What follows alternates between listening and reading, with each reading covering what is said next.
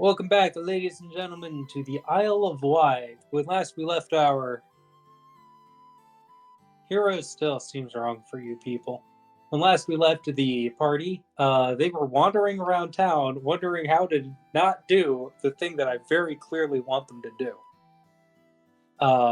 We had people trying to seduce random shopkeepers. We had people trying desperately to avoid the Fantasy Bass Pro Shop, and we have a evening party that is going to be a whole lot of eating. We also have the town barricading itself against its own dock workers, who are up in some kind of a revolt.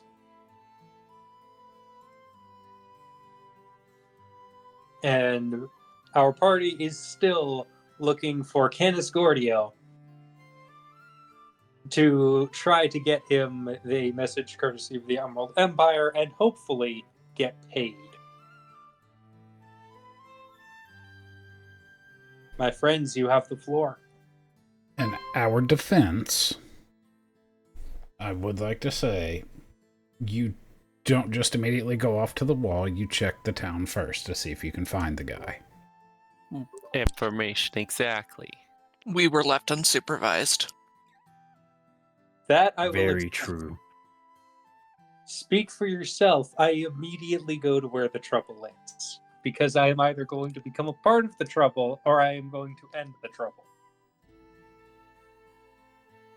So, are we back together now, or is it still the two separate groups?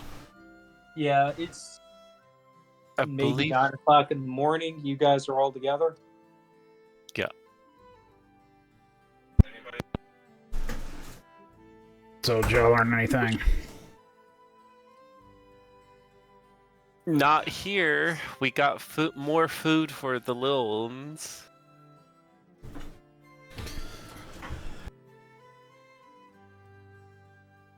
If I had to guess, I'm thinking we're gonna need to see what's going on down here at the docks. That's what it sounded like from multiple sources. Did we also want to check out some of the other stores closer there too, in case we need to supply ourselves with anything else? We can look around, but I don't know if we necessarily have the funds to be supplying. Yeah. According to my scribble of notes, in the docs, I don't know if I wrote the name right. I wrote Randall Checkers is up to something in the docks. He was like a head honcho dude who might be doing stuff behind closed doors. And we were told that Canis is usually with Natalia. I don't know if that's the right name. I just wrote Natalia. Is a part of is like the lady of the whorehouse in there. Madam. The madam. She never gets the names right, but she writes down something. It's like scribbled horribly, like you have no idea. It was the bottom of the page and everything. Ladies and gentlemen, you can tell who's used to playing the wizard. ADHD and note-taking at its finest. Alright, so I reckon we should see where this trouble starts at the wall over here. Sounds good to me. Oh, if I remember, don't we have to like bribe someone to get us in money-wise? I can't remember. We talked to someone that was like, you can get in, you just have to find your way in, ha ha ha, and we were like, okay. I love that recap. It was great. Alright, so from here on out, Carmine is doing where we left off. Gotcha. I mean, that was a fantastic recap. I'm game for it. The cliff notes of each of our sessions. I have the names color-coded. That's the only organization there is in this. They might not be right, but at least they're color coordinated. They're right to her. That's what matters. I think it's awesome. honestly can see that for Carmine as well. So, how big is this wall? Nope. Didn't we say it was like 10 feet tall? The barricade is basically just random detritus. A lot of it looks like it used to be shipping containers, honestly.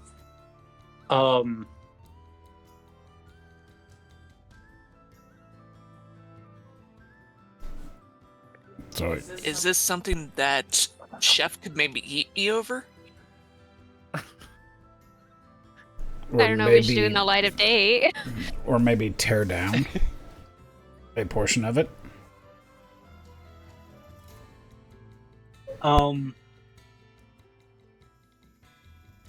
I leave that to your choices.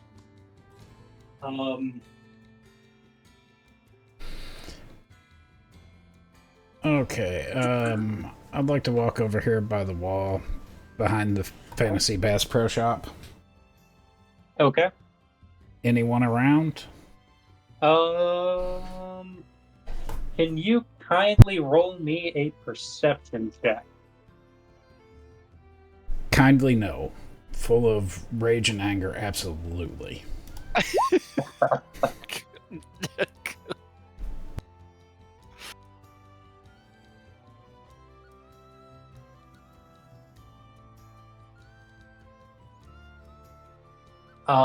As you get within about 100 yards, you see somebody poke up over the barricade.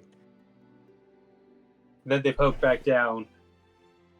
And then you hear something like, yeah, pass me one. And then they pop back up.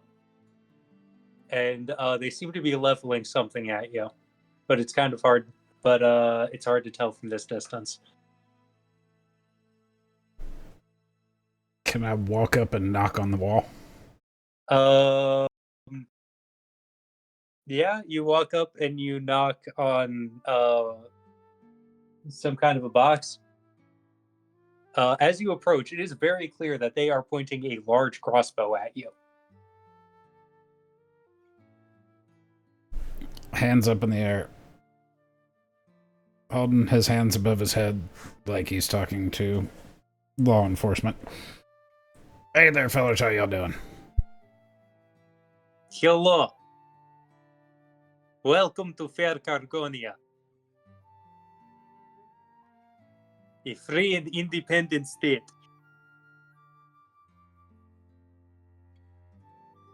Free and independent, you say? Yes. And how might one gain access to this interesting sounding land of Cargonia? They poke their head back down. Which was it to come in back again? I don't remember. I think Randolph said something about like 5 silver. They poke back up. 5 silver.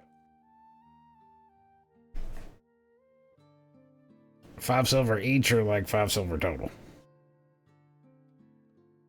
Each or total? Each. Wow. That is a healthy amount of money. I'll tell you what. Da. How about 3 each? What about 3? Fuck it, 3 is fine. 5. Oh, okay, so 2 and a copper and you're good, right? You said 3 silver. No, I said 2 and a copper. You said 3 silver. Ah, you got me. Hey, anybody got any money? I have some.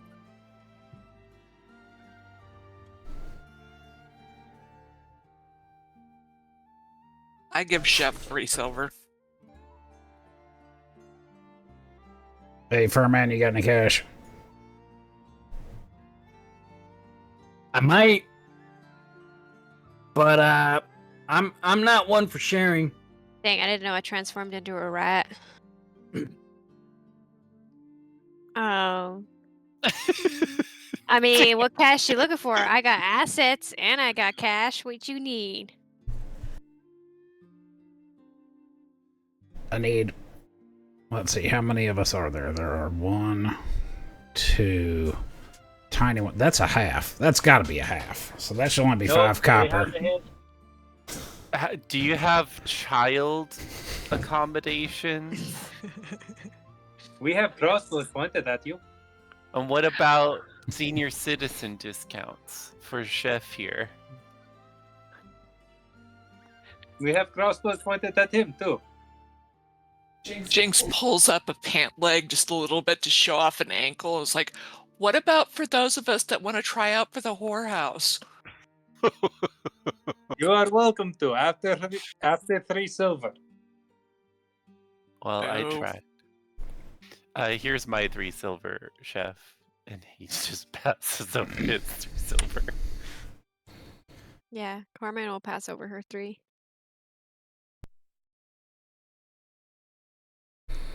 So that leaves Furman, me, and Little One.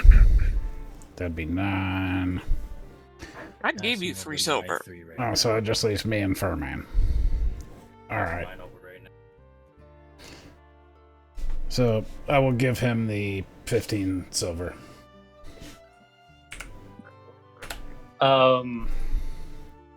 You put it all into a spare pouch that you have lying around, and you just kind of throw it up, and not quite smacking her in the face. All right, come on in.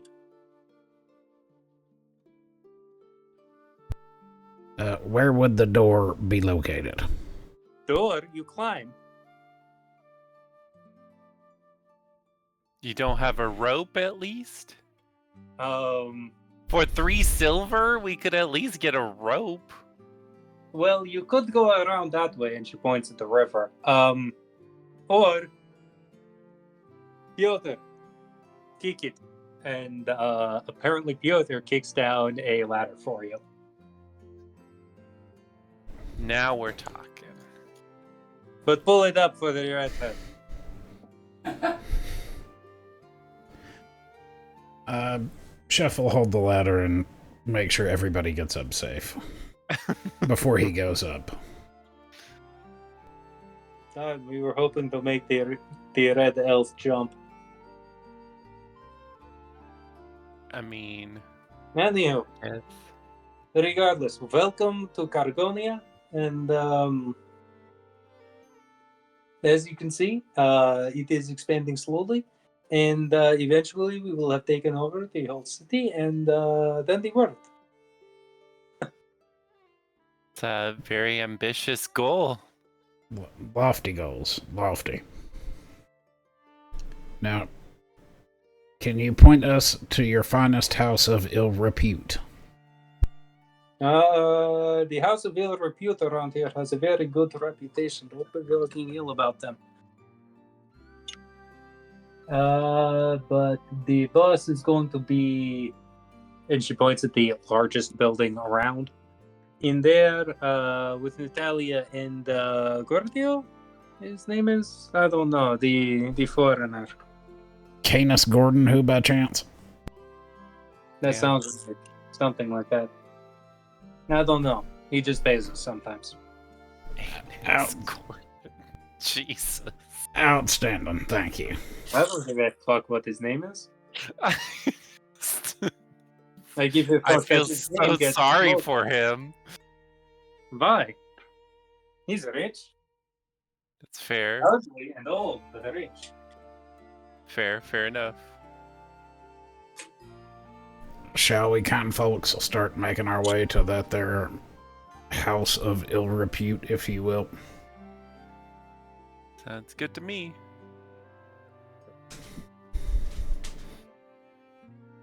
Aki will climb first, I guess.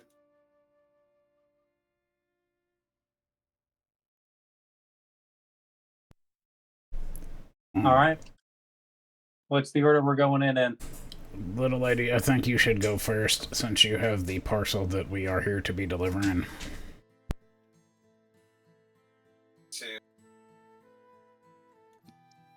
Okay. Boop, boop, boop.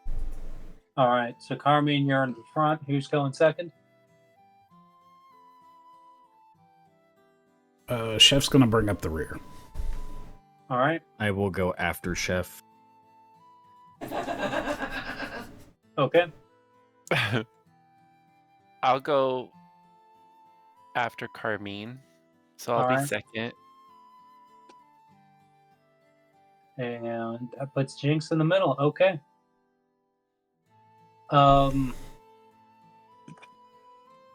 There's a lot of crossbows running around. There's a lot of people with improvised clubs and the occasional sword. Speaking frankly, it looks like a peasant revolt of people who have been fed up by getting too little for too long. And you guys slowly approach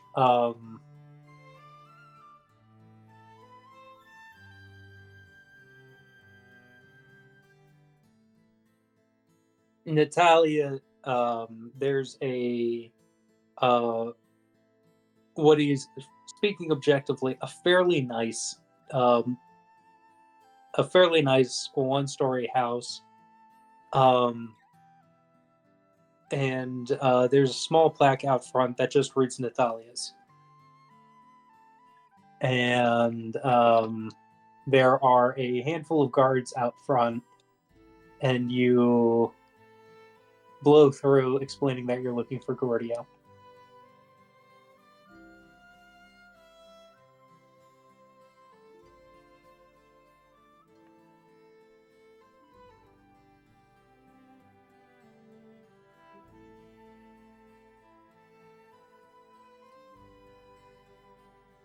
Carmine, you're looking at a closed door. Look, I'm just taking in the detail of the door, okay? Alright. So, Carmen's gonna give kind of like a nervous glance back behind her. Mm-hmm. Because who knows what happens when you walk in. When you walk in a tavern, let alone a brothel house, looking for someone. So, well, I guess we'll see the outcome. And she's gonna push through the door. The first thing you hear is a voice, long suffering from what seems to be a crippling whiskey addiction. Why don't you show me your cards, old man? And then you hear another voice with a distinctly off-island accent. Read them and weep. And then 4 or 5 people all laughing.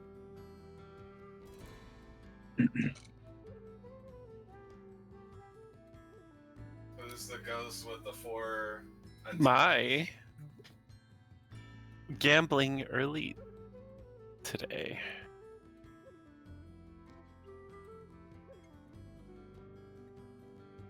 Ghost 4 on 10. What do you say, Carmine?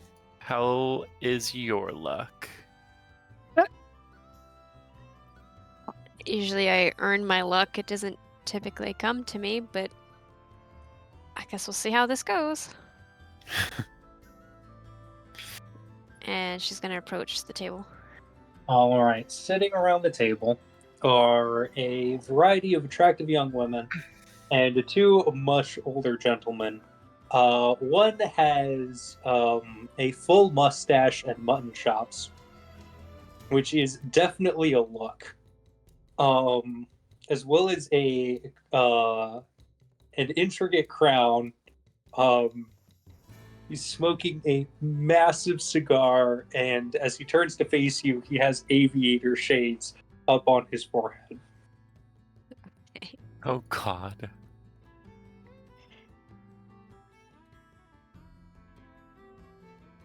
So, who are you? The whiskey voice speaks. And more importantly, are we dealing you in?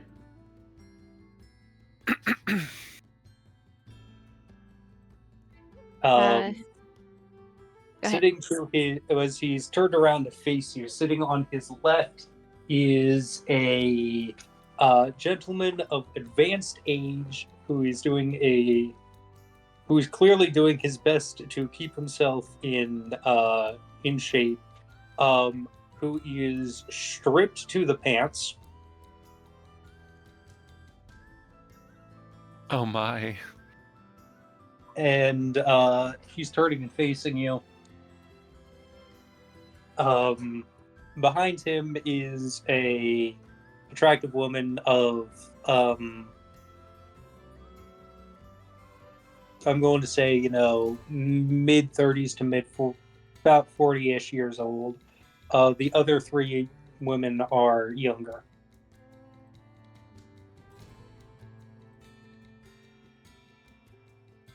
Well, well, well, what have we here?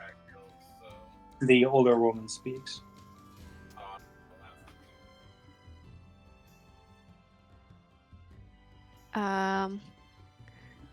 Carmine's gonna go into her little, I don't know what she has, and she's gonna pull out a parcel.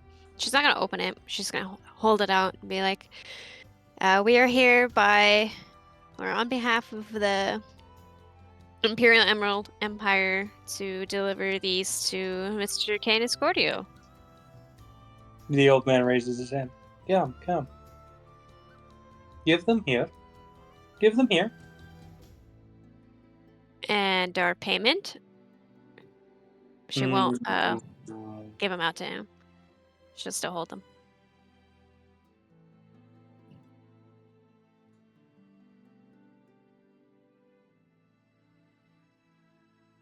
He turns to the lady next to him. Natalia, give my box, please.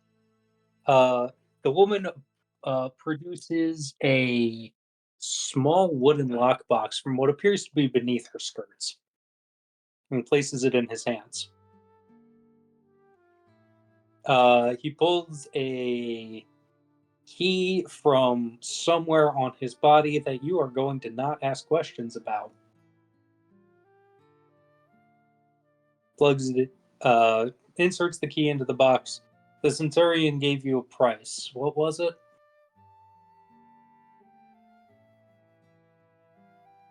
I didn't write that down. I don't remember him telling us a price.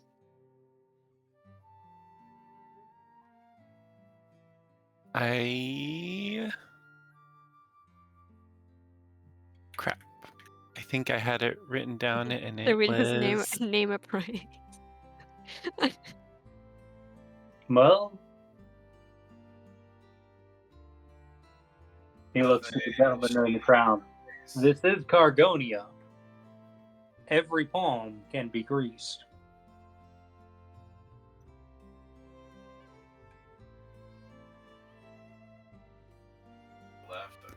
For delivering the parcel.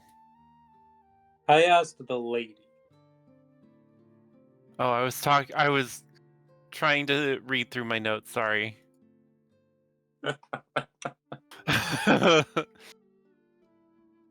I did not write down the price either. I have nothing. So I've slept since then. I've got no idea. it's up to you to write to name a price. Okay.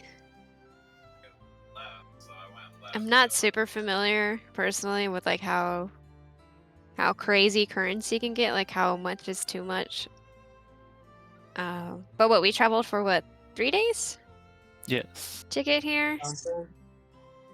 We're not gonna mention the part how we got here, but 3 days. And there's how many of us? 1, 2, 3, 4, 5. 5.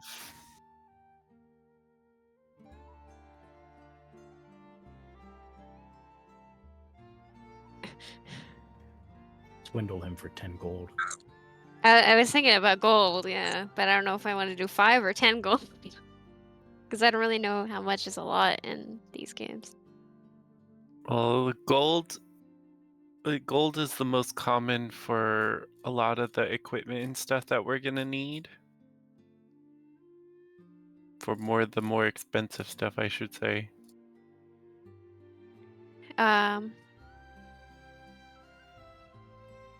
Okay, Carmine's gonna look at him. And we know that he's rich, so. Yeah, I know.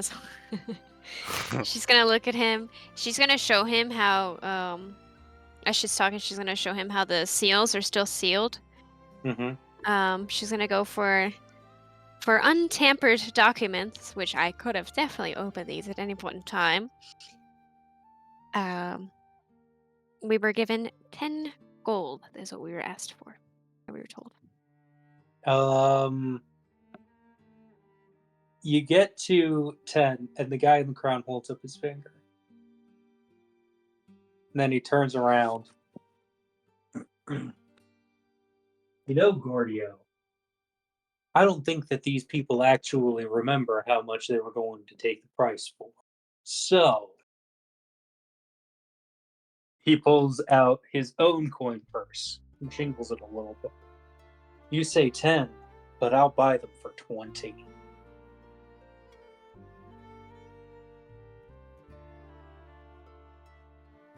I say go with that guy. And Gordio turns to him. Are you fucking serious right now, Checkers? I am completely serious. Hey, you were right about checkers.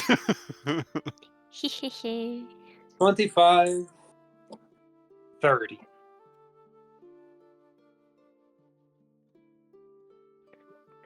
Do I hear 45? No, but you hear 40.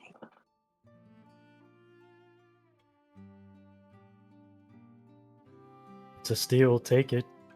Or how about 50? 10 for each of us. Oh, no, you're trying to get in on buying it for 50. The difference between me and you is that I can actually afford that.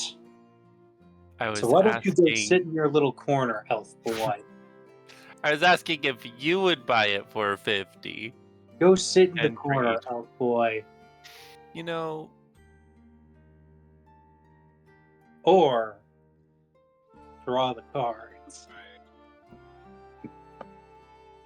Rigos. I'm not a gambler myself, but someone else might be. Yeah, you're talking to one. So, again, he points to a chair in the corner. You can go sit and watch.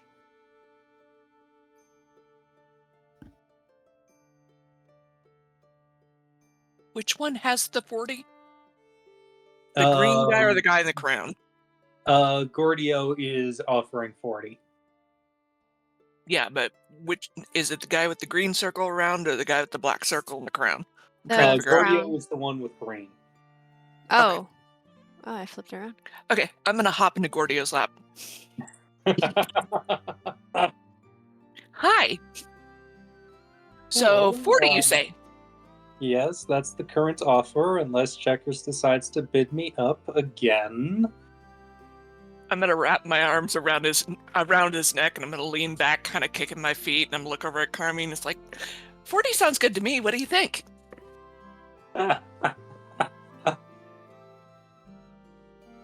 Hmm.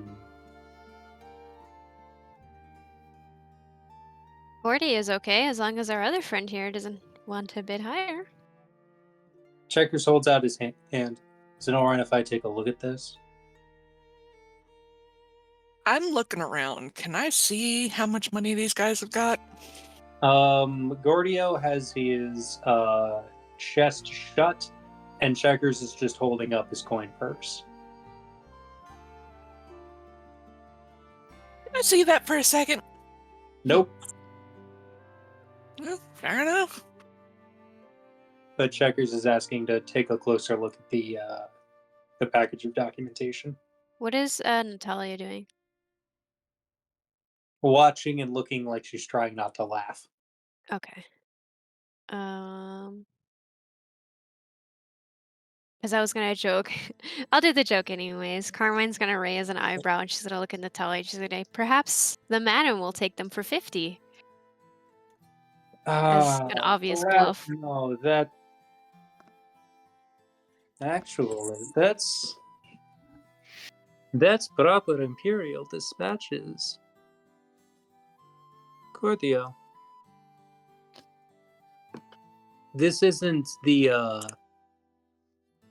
this isn't your business job. This is your other thing. Pay them. Now. Checkers. If you want to be welcome under my roof, you'll stop. Checkers raises his hands and spreads them out like, well, the lady says no, so the lady says no. And Gordio opens his chest, counts out 1, 2, 3, 4, 5, 6, 7, 8, 9, 10. 1, 2, 3, 4, 5, 6, 7, 8, 9, 10. 20. 1, 2, 3, 4, 5, 6, 7, 8, 9, 10. 30. 1, 2, 3, 4, 5, 6, 7, 8, 9, 10. 40 gold pieces for the pretty lady and her friends. Why, now- thank you very much. And now my dispatches, please. I shall hand him over with the equal exchange of the coin. Natalia, I may need to use a room for this. Go ahead. In the meantime, he makes his way into one of the rooms. In the meantime, we have time for another round of cards.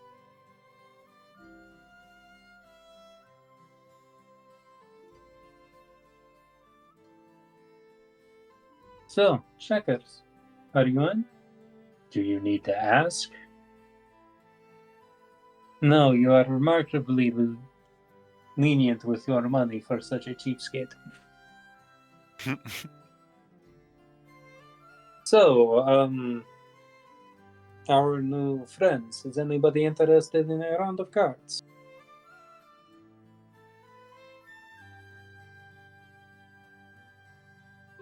I never could keep them straight, so not for me. All right.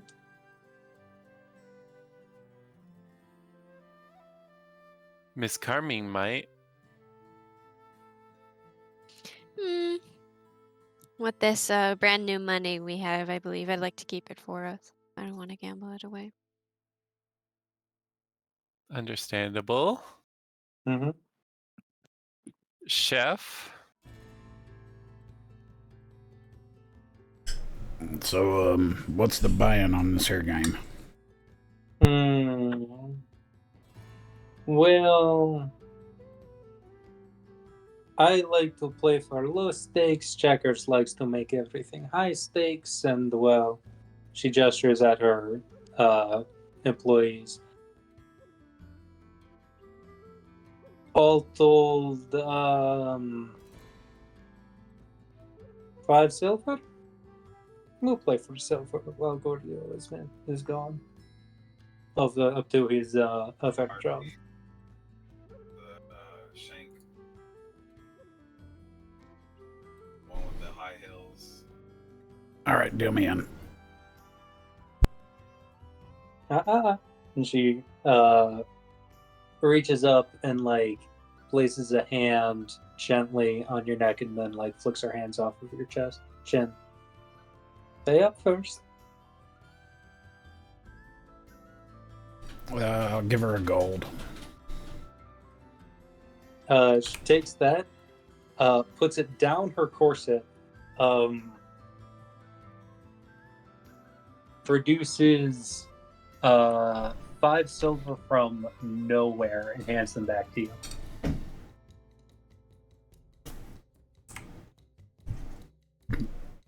We doing this? Yeah.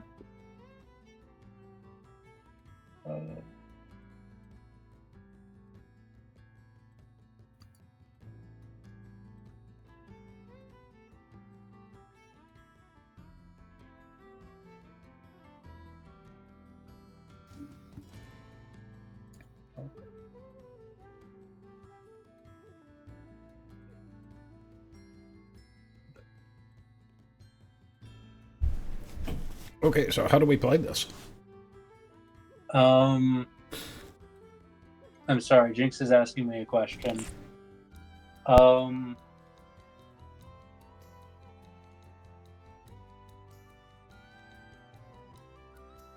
Jinx, I don't see any obvious tabs. So as long as you give me, let me think. I'm probably going to say a thievery check that beats everybody's perception.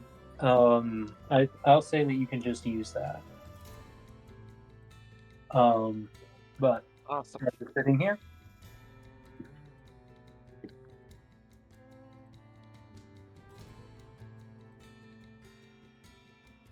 I want to jinx everybody other than Chef. all right, Chef. Here's how this is going to go. I am going to whisper you a card. And then you are going. And then we're going to go around the table and we're going to bet. And you're going to bet how many silver, however many silver you think it's worth it, that you have a higher card than everyone else at the table. I'm just splitting my deck right quick because I Relating or whatever it's called. think that this might be the first time that this deck has seen action, so I don't want to ruin it.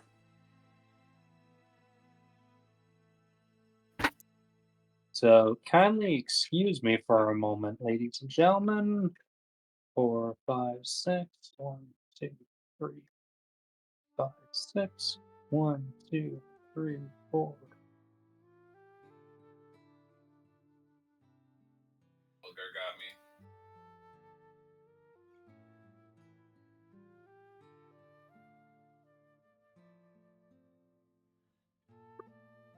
Jeff, take a number between 1 and 12. 4.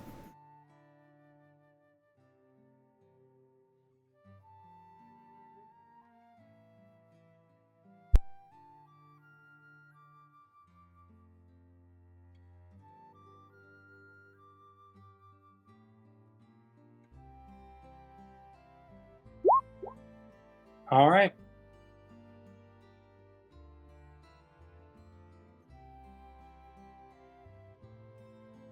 Now I'm betting how many people I think I have beat. You are. So, my first question is you can take a look at your card, and then you can decide how much you want to bet that you have everyone at the table beat. I'm gonna check.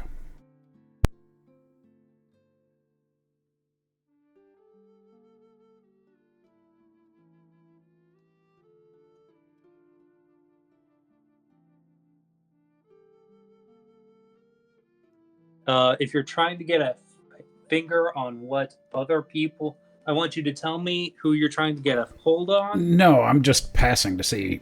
Like, I'm not gonna okay. bet. I'm checking instead of betting. Oh, you are literally I am. checking. Yeah, like- Yes, around I am the table. checking. Okay. All right.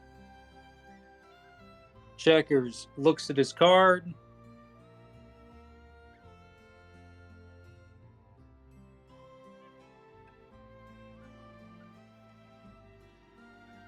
Reaches into his coin pouch and pulls out 2 silver. 2 silver to start.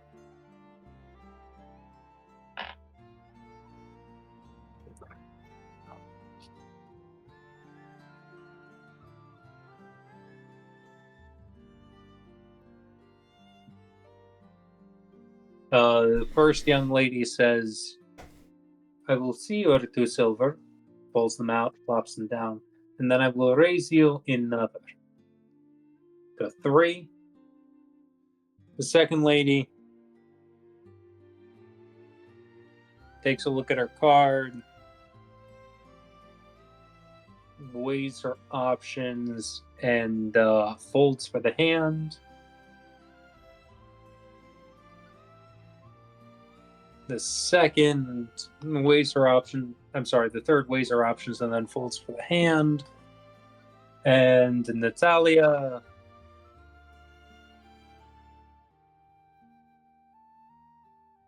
I'll see you at 3. Pulls 3 more silver out of her corset and places them on the table.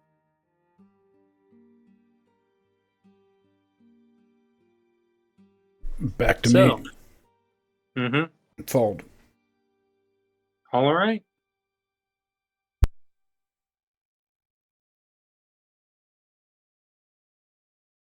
It goes around and around. And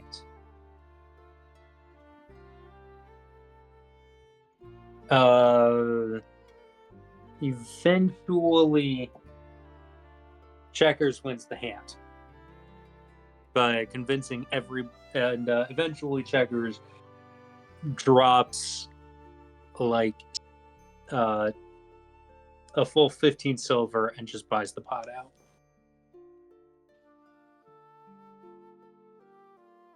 Gathers the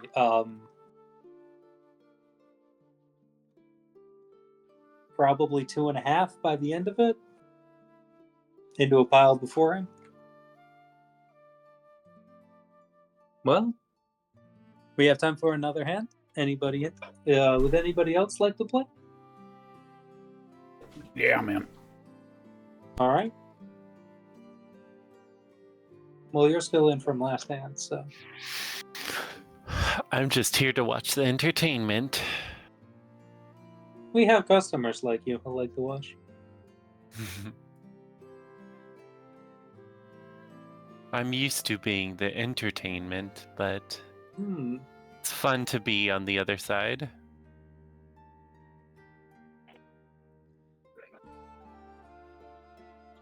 On this round, I want to jinx everybody but Chef. Okay. I think you can only have one active at a time, but let me check.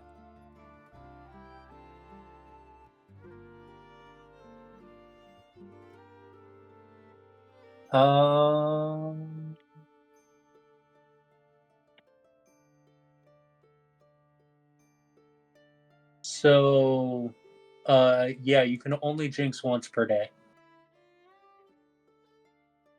You can only jinx once per day, but Yeah. you can only jinx one person once per day? You may only use your jinx action once per day. But it doesn't say how many people you can jinx? It says another creature, which seems to imply one. One. Okay. All right. Um, I will hold off for the moment.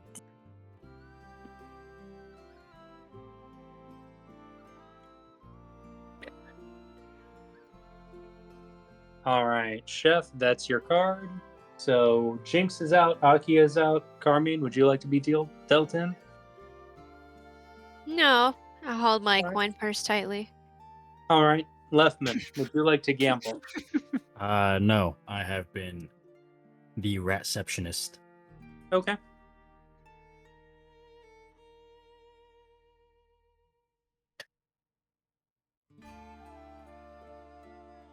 All right. Jeff, welcome to the blinds. You got a bet. 1. Silver? Yep. All right. Checkers bids 2. The first young lady bids, sees the bid. The second one takes one look at her card, barks a laugh, flips it over and flings the 2 of clubs into the center of the table, folding. The third young lady weighs her options and then also folds. And once again, she folds right side up the 8 of diamonds. And Natalia looks at her card, looks at you. Can you please roll me a deception? Sure.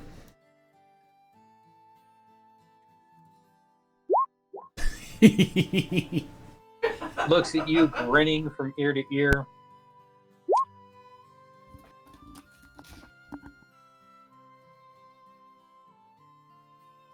And then folds, face down.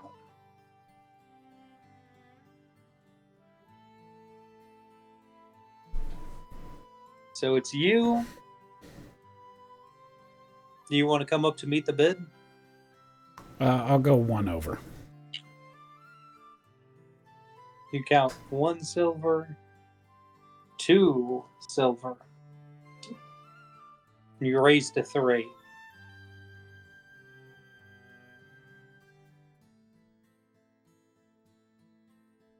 Checkers looks at you.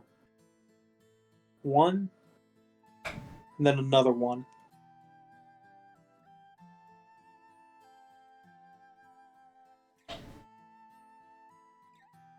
The first young lady is going to match the bet, so she's in for 4.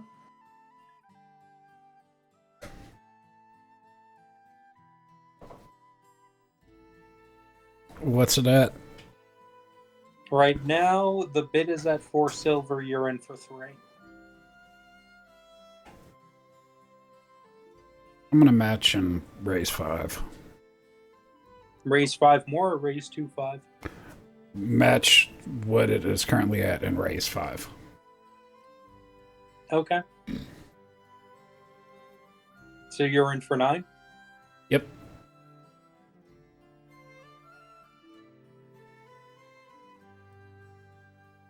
Checkers raises you to 20.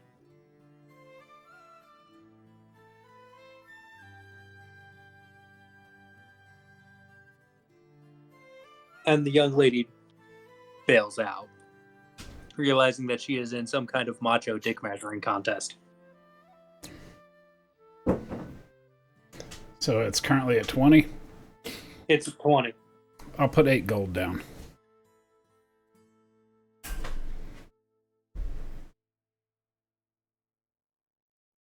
Do you have 8 gold? Yes, I do. You were asking for chump change earlier. You little jerk. Reasons.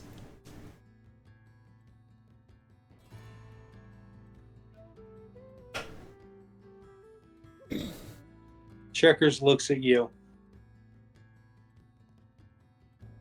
50. I ain't got that much, buddy. I got these 8. 50. And he counts out 5. He takes all of his coins out and then he counts out 5 sterling, shiny, white platinum pieces.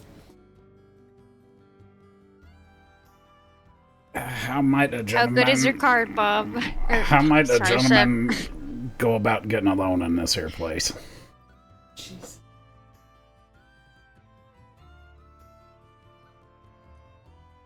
He's already going into loan shark territory.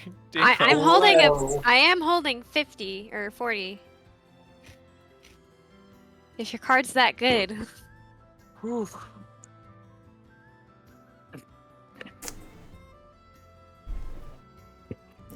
Yeah, if we can come up with 50, I'll call. Oh shit. Oh, fuck. Yeah, I'll just hand over the coin purse that I just got from them to you. Oh. How much is 1 gold? Is 10 silver? 1 Yes. gold is 10 silver. I'll give him 10 silver then. Alright. So that's 50 then, right there. Well, he's in for 8. Aki adds 1 for 9. You're adding 40 for 49.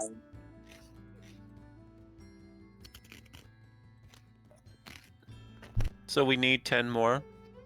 So Silver? you need 1 more gold or 10 more silver. I've got one more gold. I'll pass in 1 gold. All right.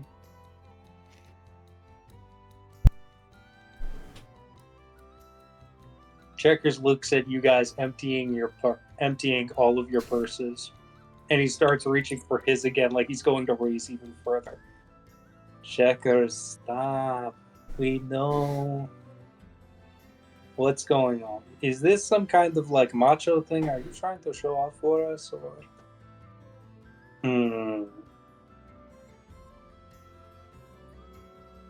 100.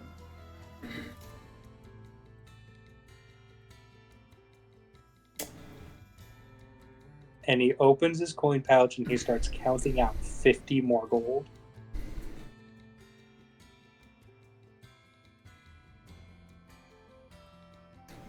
Okay, so he can raise after I call when I was first to act.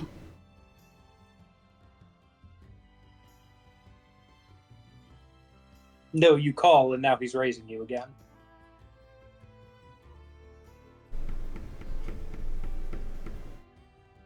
Can a brother get alone?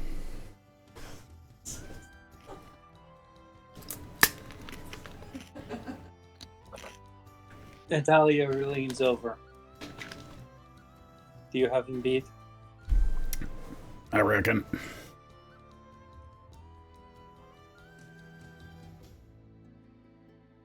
Checkers, what is this actually about? This isn't the usual dick measuring thing that you do with new people. What is this actually? And Checkers rubs at his mutton chops a little bit.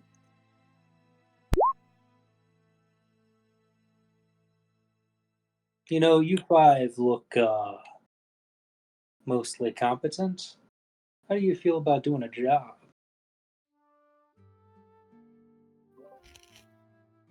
What does this job entail? So,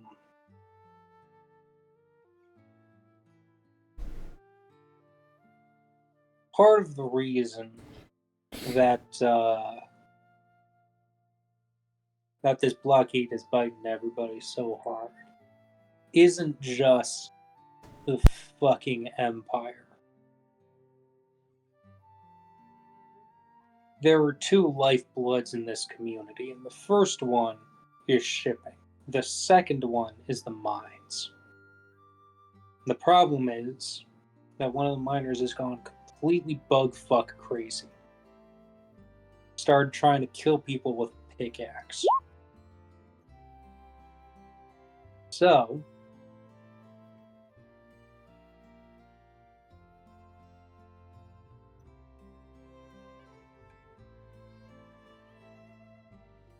he gestures to you, Chef.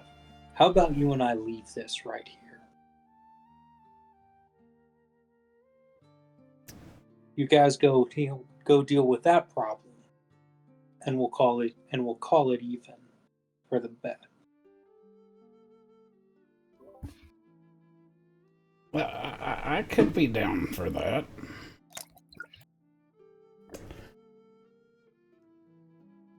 All right then. How about the rest of your associates? For a job? If we lose, we have to do a job. If we win, we still get the job. Oh, no. You do the job, and the payment for the job is him being even in this hand. That he thinks he's gonna win. And what do we get if we do win, though? All that money.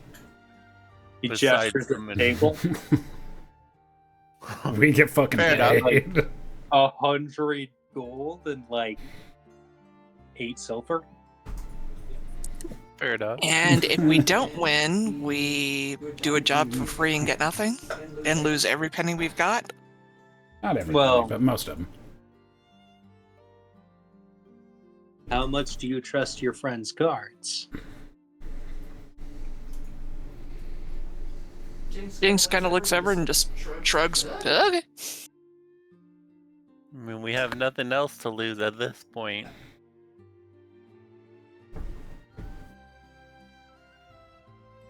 All right.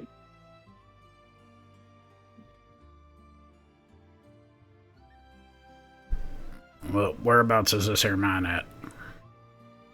It's going to be over the river. Would it by chance also be through the woods? Nah, the woods don't start for another couple of miles beyond that, but come on out onto the porch with me. And he leads everybody out onto the porch.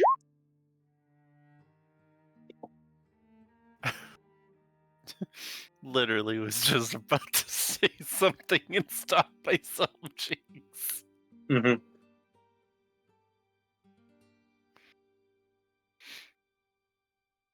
He points at a hill across the way. You see that hill? Yes, sir. It's on the backside of that. It's going to be maybe 2 miles a walk. Okay, do we have a way across the river? Yeah, there's Easily? a bridge. There's a bridge at the north side of town. Do we have a way to get back in without having to pay 5 silver again? He reaches into his pocket and he pulls out a pen. One of you wears this, you'll be okay. I'll And then put he it hands on. it to Darker. Okay. Well, gentle folks. Carmine, kindly make a note that you have a Cargonian badge. Okay. And you guys make your way out before they all start singing at you.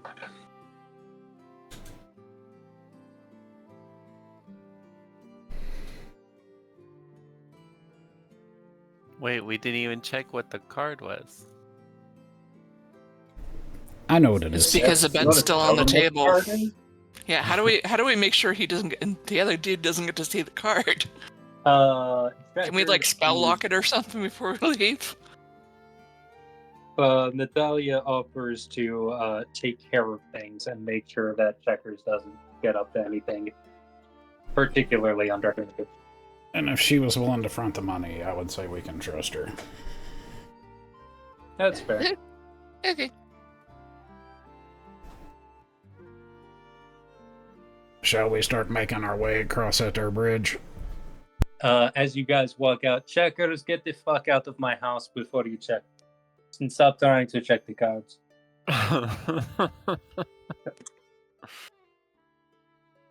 Before she throws Checkers out. Hey, what about my Moses? And then he gets smacked in the face by something about 2.5 feet long and metal and wood at one end. Woof. Oh my. Oh, yeah. There's a bridge at the north side of town that'll take you across the river. Let's go see Grandma. Cheeks goes skipping off.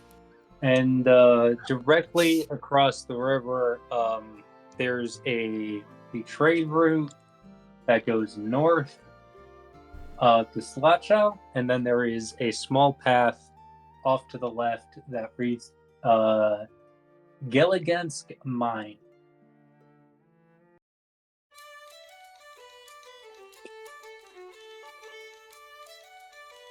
That's a little loud.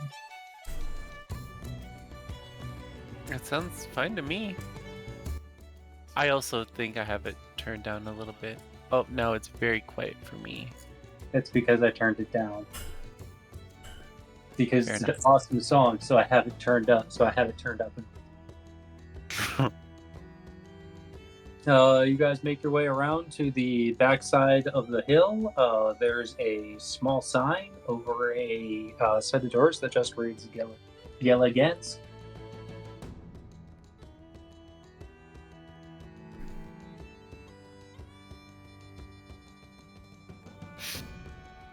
Alright, let's see Well, how this goes, folks. I reckon since I put y'all's ass in the sling, I guess I'll take the lead in this here shit show. Sounds good, since you are our meat shield for now. I'll follow behind. Furman, you bringing up the rear? Sure am. Keep 'em peeled, buddy. Keep 'em peeled. So I have a quick question. Does anybody have dark vision? I want to say Furman does. I believe I do. I might? Question mark. Hey, where do I go to see that again? Yeah. do. If I you have scroll low down light below, vision. Directly below perception, there's a section called senses. Oh no, I don't. All right. Oh, yeah, I don't either. That doesn't make sense I don't. to me. I thought I did, but guess not. I have low light vision, but not dark vision. Anybody want to light a torch? That might be helpful. Yes. All right. Chef will light a torch. Okay. I literally have illuminate.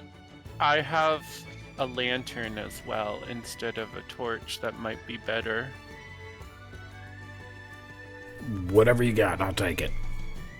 Um, All of the will- lights.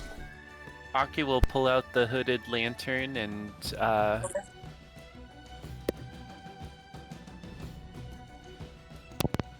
my headphone died for a second. He's gonna light the hooded lantern and hang it on his hip. Okay. It is equipped with shutters, which you can use to block the lights. So you open the shutters with an interact action, and people can now see that far in bright light around you, and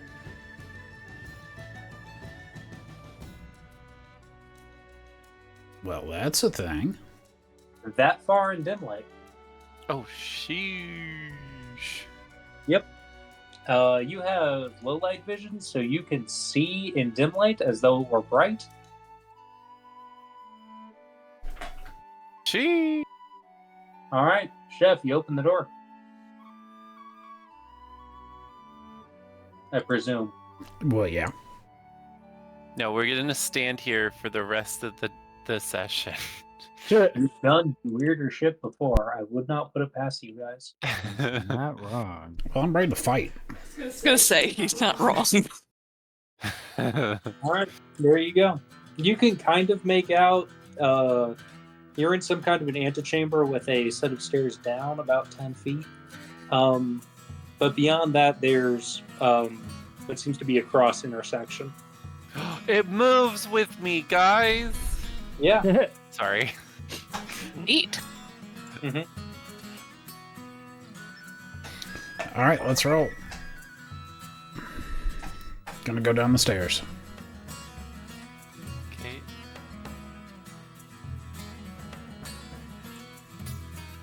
Are they just single file stairs? Yeah. Nothing suit yet.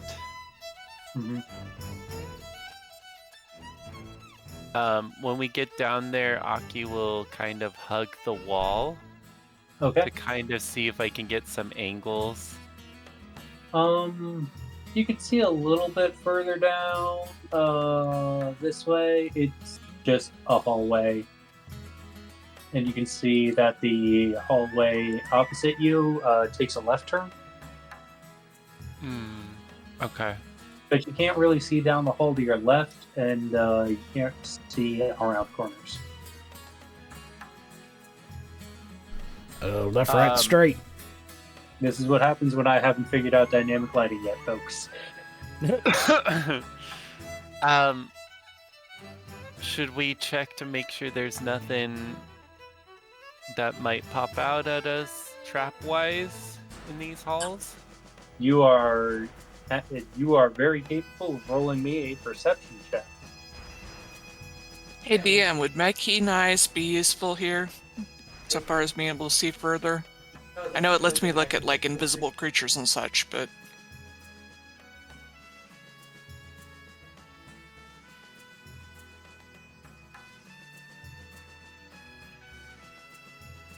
Uh, Howdy, everybody.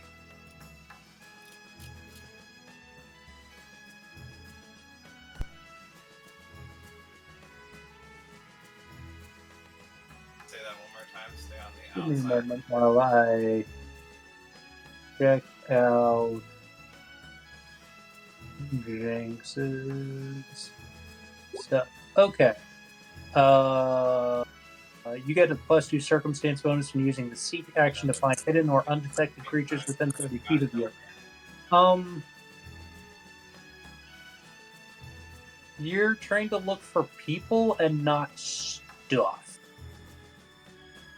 So I'm going to say it'll probably give you a +1 on a perception check looking for tracks, but or looking for traps, but not. But you won't get your full +2. Gotcha. All right, so I'm gonna roll for perception then. Mm-hmm. 18. All right. You don't see any traps. Perfect. Let's keep going then, Chef. Since you're leading the way, you get to pick which way we go.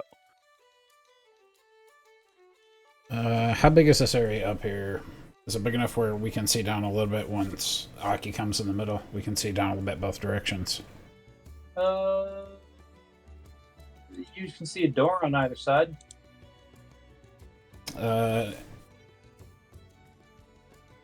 Anything look suspicious? Do you mean other than like the entire situation? Well, like, does there appear to be any traps or anything on the door? Roll me a perception check. You don't see anything out of ordinary on the door. All right. We'll try left first, I guess. All right. Left gods, don't fail us now. I'm gonna open the door. All right. There's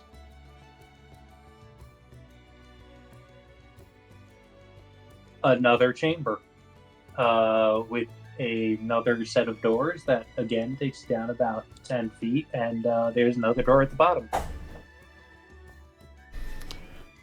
You want to keep going this way, or you want to check around? I'm fine with continuing down this way. I can, if you want me to. I'm just staying close so that way I can see a little bit further ahead of you in case anything else might pop up at us. All right. But just as long as I stay close, we'll be fine. I'm going to draw a dagger. Okay. Yeah, I'm gonna pull out my weapon as well. All right. Chef, kindly make a note to yourself that you have a weapon drawn. Jinx, kindly make a note to yourself that you have drawn a dagger. And you guys are... Oh, wait a moment. Leftman has... that he needs to step away for a bit, so I'm just going to move him up along with the group. All right, start going down the stairs. All right. Sounds good. Chef, at the bottom of the steps, there's another door. I'm going to check it and see if I see any traps. Roll me perception. You don't see anything. Just door. It's a very doory door. The dooriest of doors. Mm-hmm. Open it up. All right. You open the door. There's a hallway, and you guys are gonna hate me for this. There's another door.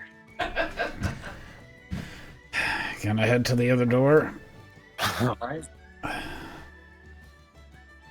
I'm not going to ask you to roll for perception because I will just tell you this one shows signs of having been tampered with. Of course, the one I actually rolled really well. Mm-hmm. Hey, that's what happens when you roll when I don't ask you to. and it almost looks like it's been like bashed open or like hacked apart right around like the door handle or the locking mechanism. Mm-hmm. It is fairly clear that at some point this door used to be locked and isn't anymore. Open that door. All right.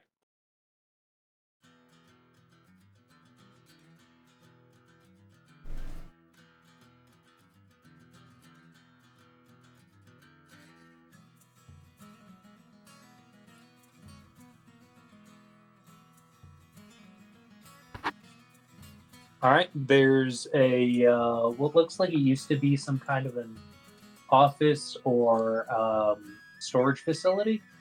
But off to your left, there's it looks like it's like the deeper office, and there's bloodstains on the ground. I'm gonna go check that out. All right. Can we see anything when Aki comes up behind me?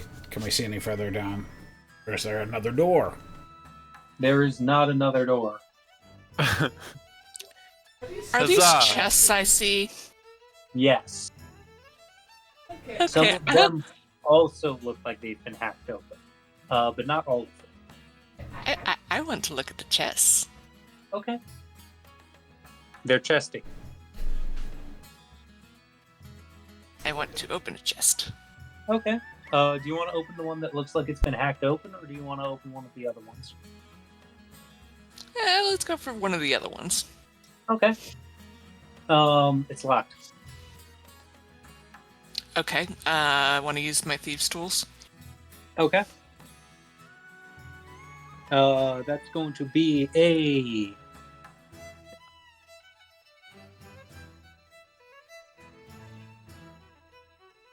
book. Let me look something up let me check something in the book real quick. You are trained in the thievery action. You have thieves' tools. It is going to be a 2-action activity to pick a lock. So I'm going to need you to roll thievery. I can't see how I was inside. Really? And then I need to check equipment real quick. Pardon me.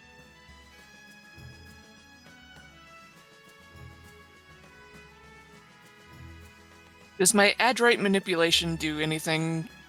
It says if you roll a success on thievery to pick a lock, you get a critical success instead. Can you link that in the chat, please? Yeah.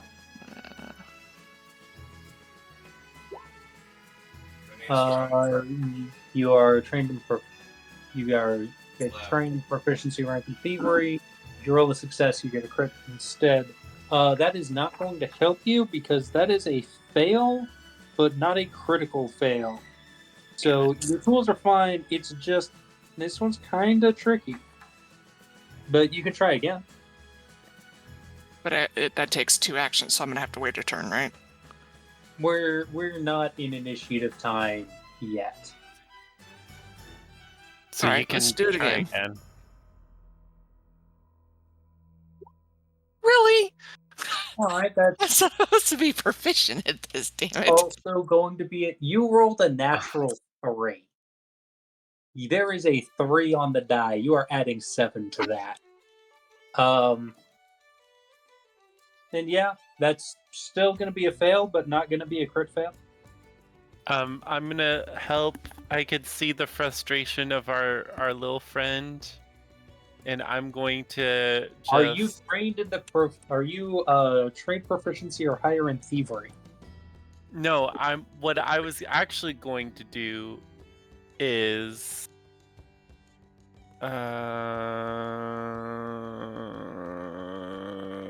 never mind. These are will saves and charisma based. Never mind. Mm-hmm. I was gonna try and give something like guidance, but it's not. It's guidance with charisma and will saves as well as attack Uh-huh. based, so I'm also going to do you guys a favor and read the help action, or the aid reaction. When you use your aid reaction, you attempt a skill check or attack roll of a type decided by the GM. Hi. The typical DC is 20, but I can adjust it for particularly hard or easy tasks. On a success, if you beat a 20, your ally gets a +1 circumstance bonus. On a critical failure, they get a -1 circumstance penalty, and on a critical success, which is a 30 or higher in this system, remember, you give +2. If you are a master with the check attempted, you go +3, and if you are legendary, it is +4. So, if you don't think you can beat a 20, maybe don't aid people.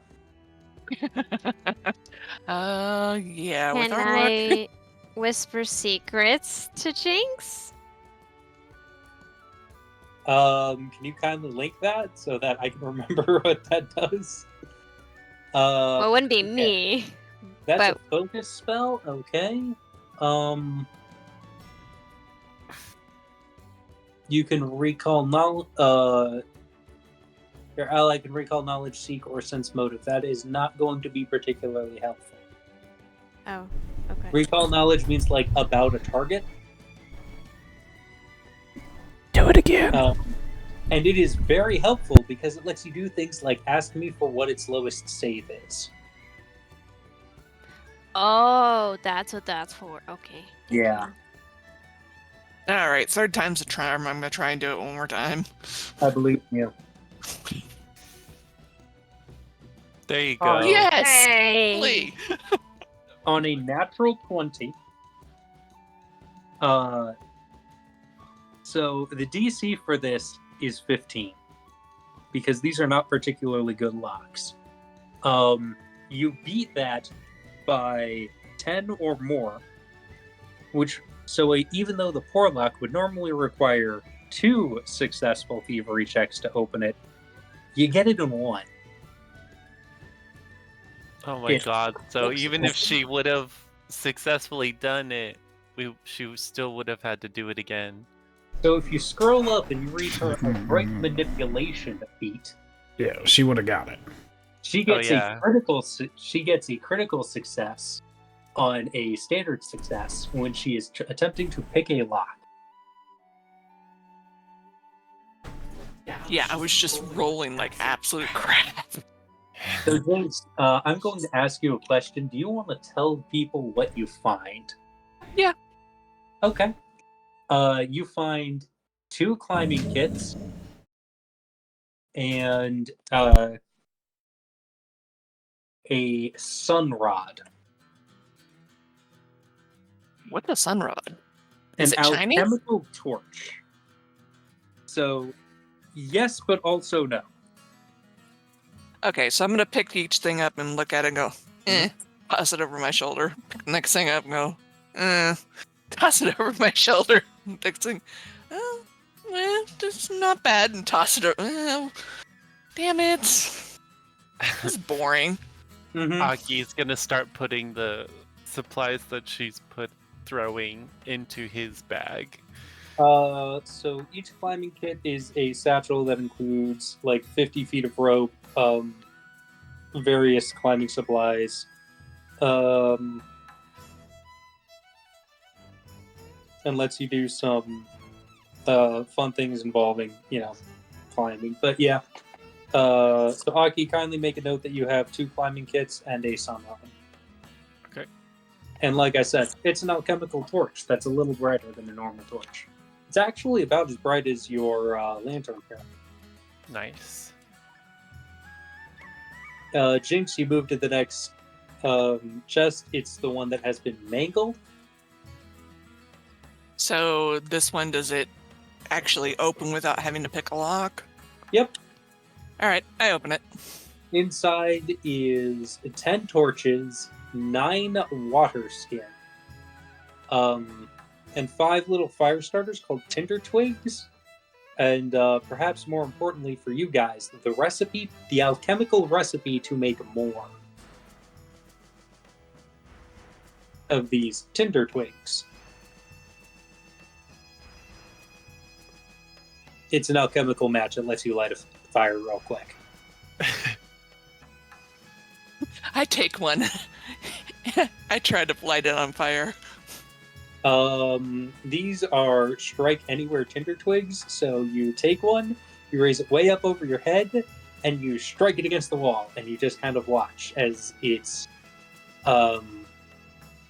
there's a bright green spark and a flash of green flame as the alchemical reagents are consumed, and then it fades into a comforting orange glow. Ooh. Or you blow it out and toss the now spent match on the ground. So please make a note that you now have 4 tinder twigs. I don't want these either. I'm just looking at them. I'm looking at stuff. I'm lighting matches. Okay, toss it over my shoulder and keep digging. And Jinx. Before you use any supplies, maybe you should show what you got there, and then maybe we can give you some of the shinier stuff. Okay, that's fair. I'm not gonna remember that 5 minutes from now, but It's all good. Because Aki will probably keep reminding her every single time. All right, you have 2 more chests that are locked. So we have 4 tinder 4 tinder twigs, tinder twigs. 10 torches, I'm gonna 9 give the water torches skins. to someone else. Anyone else that wants the torches?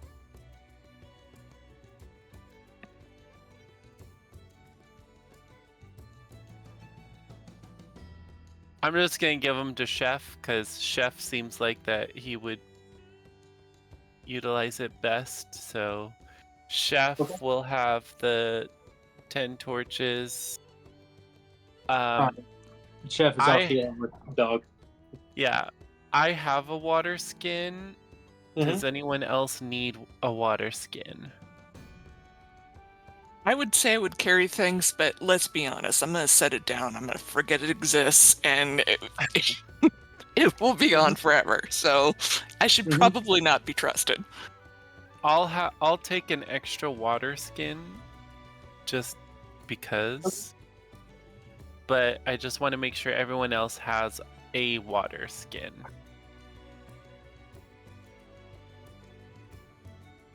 Carmine and Lefman. Right now, actually. If you have an adventures pack, it's included in the adventures pack. I guess I'll take the water skin. Okay. And yes, I Doesn't look did like I want the have one. torch. All right. So I you do not have. an adventurer's Oh, pack. do you want the sun torch? Yes. Okay, I'll give you the sun torch instead of the 10 torches then. So I'll transfer that to you. All right. And then I'll hand out the other torches to, because we have 10 torches, so I'll give 5 to Carmine and 5 to Lefman. Okay. And then I'll give the alchemical, or the recipe to Lefman as well.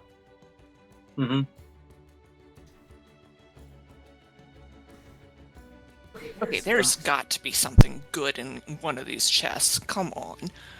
You look at the other 2. One is labeled petty cash, and the other one is labeled first aid. Okay, petty cash. All right.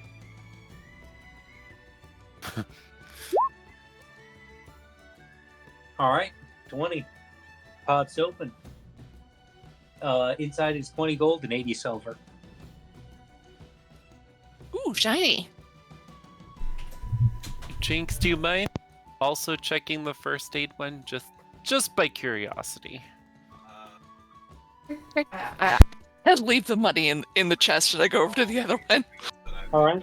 I'm gonna grab that money. Okay. Ooh. That is not a That success. be a fail. Alright, let's try Okay, one more buddy. time. You got this. 14 is also going to be a fail. Thank you for. Yeah, I gotta hit 15 or better. Try it one more time. Third time's a charm. There we go. There you go. All right. Yeah, pops open. There is one healer's kit. Two potion-looking things that you don't recognize immediately, but maybe Lefman could be of assistance. And two rolled-up pieces of parchment that are covered in some kind of arcane alchemical scribbling that, once again, Lefman could probably decipher.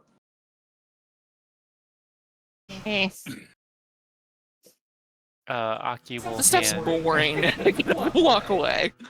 Aki will hand the potions, the scrolls, Mhm. and then keep the healer's kit. Okay. Is Aki trained in medicine? I am not. Is anyone else trained in medicine? I am, but I already have a kit. I am not. Have another one. Okay, how much? They am- can't be consumed over time.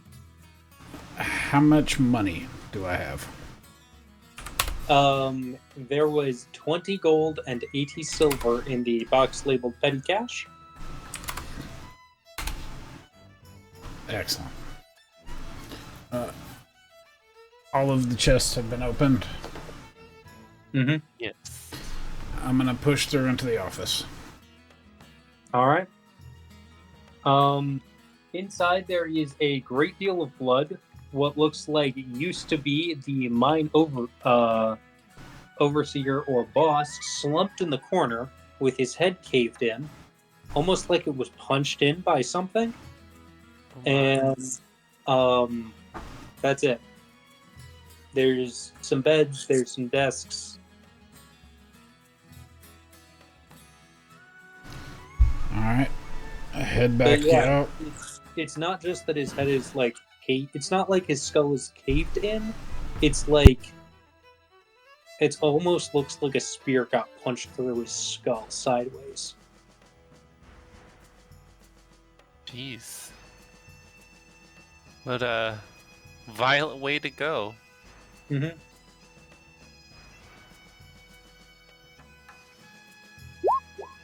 I reckon he done pissed somebody all the way off.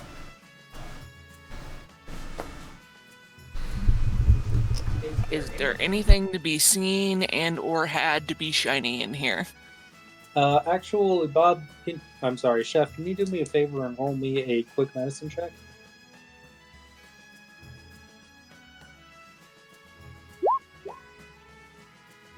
$18. Actually, yeah, he was probably done in by a guy with a pickaxe.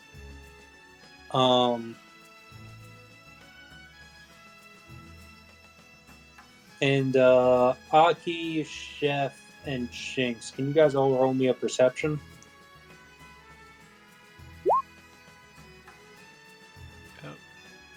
I didn't see shit.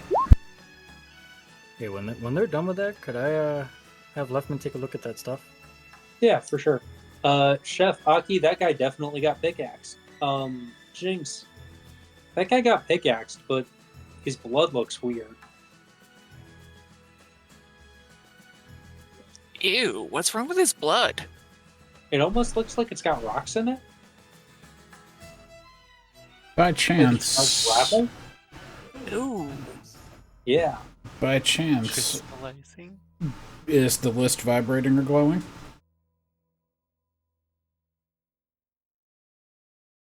Let me check the list. Let me know. No. Rock that is so smooth and so flat from a lake. There is no lake around here. T-Rex's testicles? No. Right-handed petrified noble? No. Vial of mucus from a lich? No. Blood of a star? No. Keys to a clockwork capsule? No. Moss-covered rolling stone? No. Key to a lock that doesn't exist? No. Worth of a word? No. Tale of Leviathan? No. Blood of the victimized but not the innocent? No. Blood of the innocent but not the victimized? No. Perfect cheese? No. An actual bear made of water? No. Betrayal most foul? Nope. I was wondering about the blood of the star. Nope. Okay. Backwards hoe then. Save changes. I'm just going to give you guys the whole list. Lethman, you take a look at the 2 potions that they passed aside, and you know better than to just take a swig of alchemical creations because you've tried to drink alchemist's fire before. If you stick one long ratty finger down into one of them and you give it a little Num num num num num. a little nim nim nim nim nim, a little Bit of a tasting. Can Can I give it a swirl and a sniff before I stick my finger in there? Yeah, for sure. You smell that it's definitely some kind of a healing thing, and their taste confirms this is a elixir of life. It is somewhat weaker at healing injuries than a healing potion, but it also fortifies the body against various poisons and diseases. Sick. I'm gonna retch at him opening the bottle and me smelling it from like 5 feet away. And then the recipes are things that you have heard of, but you haven't been intimately familiar with until now. One is a anti-plague elixir of anti-plague, and the other one is an elixir of antidote. Okay. Or an antidote elixir. Antidotes are protect you against ingested poisons, and anti-plague elixirs protect you against disease. If you make these are going to grant whoever takes them item bonuses on fortitude saving throws against respectively poisons and disease afflictions for a period of time. Okay. Mm-hmm. Cool. Neither of them are mutagens, so I don't think that you would be terribly interested in them yet. But yeah, there's some cool stuff. What does the sunrod do? I'm sorry? What does the sunrod do? It is a bright torch that doesn't light things on fire. It's as bright as my lantern. It lights up like Aki's lantern. Cool. Does it But need charging or anything like that? It is a one-use item. Oh, okay. It is a most alchemical items are consumables. Okay. Lethman, parenthetically, you also now have the recipe to make tinder twigs, which light a fire faster than flint and steel. Perfect. All right, backwards hoe. All right. Backwards hoe. Making our way, I guess, back to where we started from. The Making your way downtown. Gotcha. intersection. All right. Always a good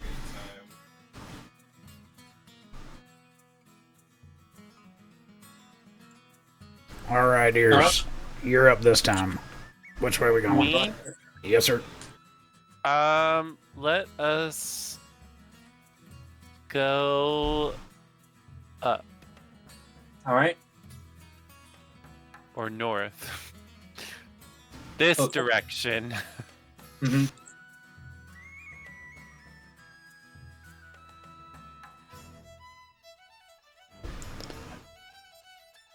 Is there a door? There is not. But you're asking the wrong question. Because the We're tunnel asking the is wrong now up to the tunnel. corner for about 15 more feet. Anything of note at the dead end? I mean, you can roll me a perception check. See if you see anything. 14. 14. No, you don't see anything. All right, then back to where we started from and down the other hallway. Hey, hold up, Chef. Do you mind moving back to where you were real quick?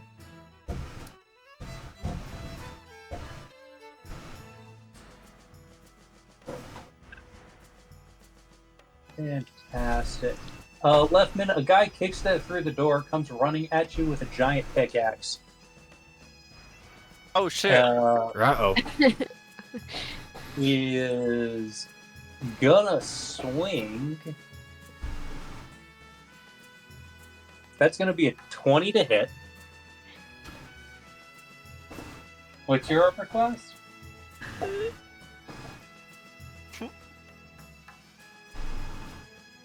Alright, so your armor class is a 16, so that's going to be a standard success. So you're going to take 12 points of piercing damage, and then he's going to run back through the door. What the fuck? All right, I'm assuming I heard that. You definitely heard crazy guy running down the hill, running down the hall, screaming.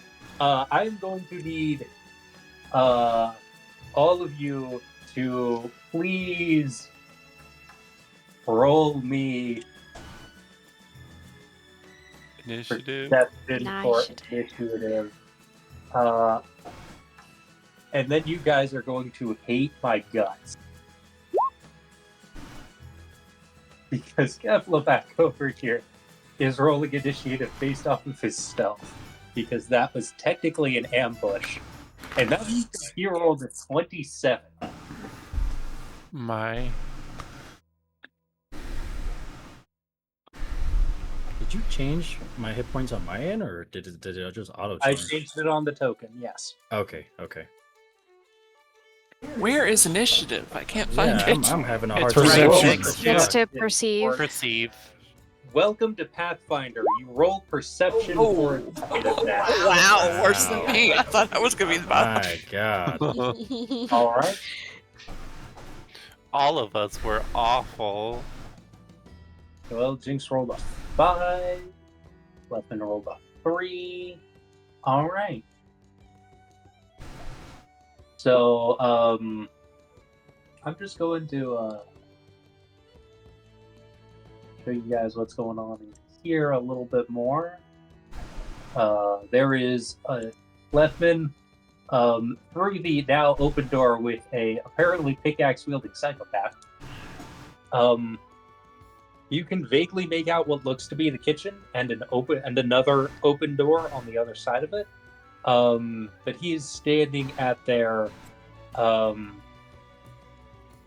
menacing in the dim light. So yeah, welcome to combat, everybody. Finally. You guys can't Ooh. see how broad my smile is. I hope you can hear it. I've been waiting for this. All right, Aki, it is your turn. Aki is going to move down. Mm-hmm. So you're going to take a stride action. Yes. All right. So, welcome to Pathfinder. Everybody has 3 actions per turn. You can do a lot of things with them. Or so, I hope they just all add clear. So it's still based off of speed, right? Yes, a stride action is a 1-action activity that lets you move your speed. You may take it multiple times in a turn. Okay. However, unlike in certain other systems, once you take a stride action to move into a particular place, that's it. If you then take an action to attack, you forfeit your remaining movement. Right.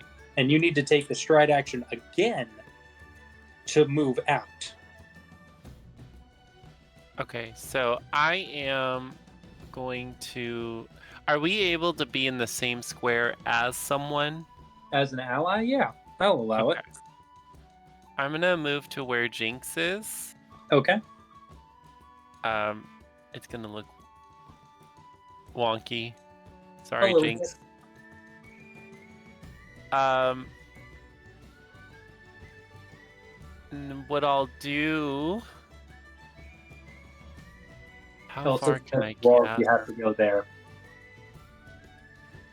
Range touch. You create a simple weapon of force. Make a melee attack. Okay, so that's just... Okay. I'm just trying... I'm reading my spells again because I couldn't remember this one. Alright, I got it now.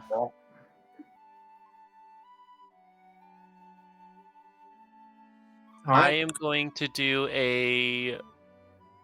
Am I able to... No, I'm too far. I'm going to stride one more time Okay. to... Like... Right here. Can I Okay. see him from here? Or is the door closed? The door is very open because he kicked it open as part of his movement. You can see him. You're going to have cover against him from where you are, but given that he seems to be the kind of run up and hit you in the face maniac rather than the shoot you from range maniac, you're not sure how much that's actually going to help you.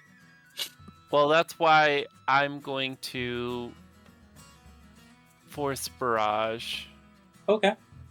And you have cover against him, which means, yeah, he's going to have some cover against you. If So I move back one, like next to right under Leftman. If you stride to there, Yeah. Or is that still covered? nah, I'm drawing a line from the middle of your location to the middle of his location. And you have low light vision. Yes. You have to clear shot. Perfect. Okay. Oh, hold on. So Sorry. you are going to have to cast this using one action. So that's my. This So- will be my third action because I Mhm. did 2 strides. So it says I need to fire. I need to use a attack spell. So it's gonna be D20 plus my charisma. All right. So what's going? All right. So the way that the spell works is you are creating a force of dart, for the want of a better word, and you are launching that. It is going to automatically hit. Oh, it does. Okay.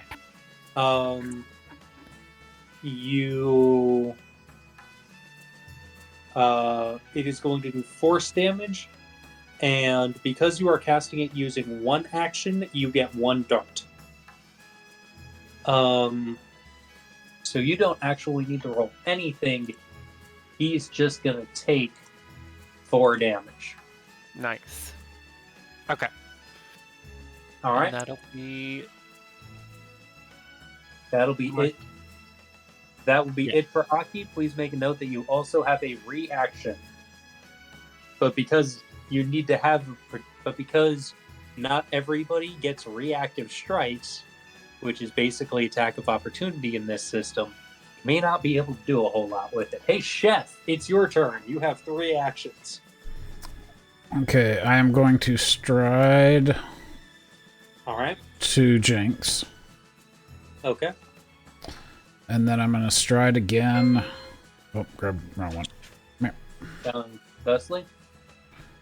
And then you are going to stride again. You can go to here. I was going to go to Leftman. You're next to Leftman. Okay. Yeah, I want to move from Jinx to Leftman. How's he looking?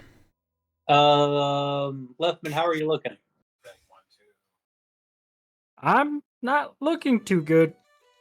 Can I do a Leftman battle looks like he medicine? just got hit by a guy with a pickaxe. Let's see. I believe I have battle medicine. Yes, I want a battle medicine. Okay. Is that a one action activity or a? Can you kindly link that? Okay. Trained medicine. Treat wounds.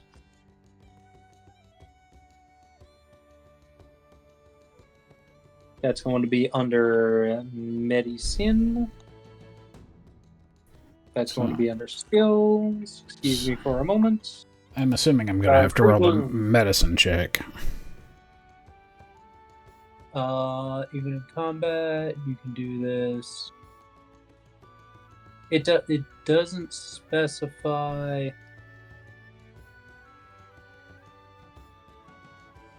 Excuse me while I check Archives' methods real quick. Okay.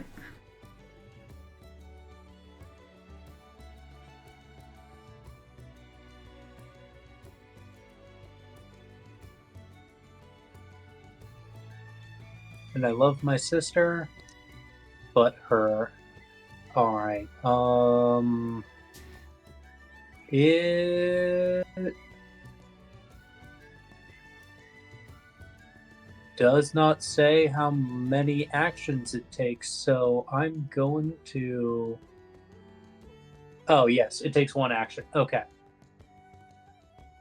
So, yeah, you can do battle medicine. Roll me a medicine check.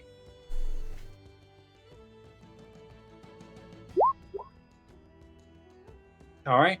20 is a standard success. On a success, the target regains 2d8 hit points and its wounded condition is removed. Leftman does not actually have the wounded condition because you get the wounded condition by coming back from being unconscious. So roll 2d8. Roll me 2d8, please.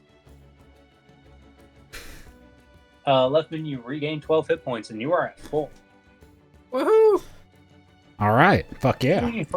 And that's all for Chef. All right, fantastic. That's Chef's 3 actions. Carmi. Okay, totally. Maybe possibly confused. So stride means moving like up to your full speed, right? Yep. Icky. Oh. Wrong thing. There we go. I'm gonna move up to here. Okay. And then I'm going to do flashy disappearance. All right. You are. So number one, this isn't a hex, which means this isn't a focus spell, which means that you are losing a spell slot to do it.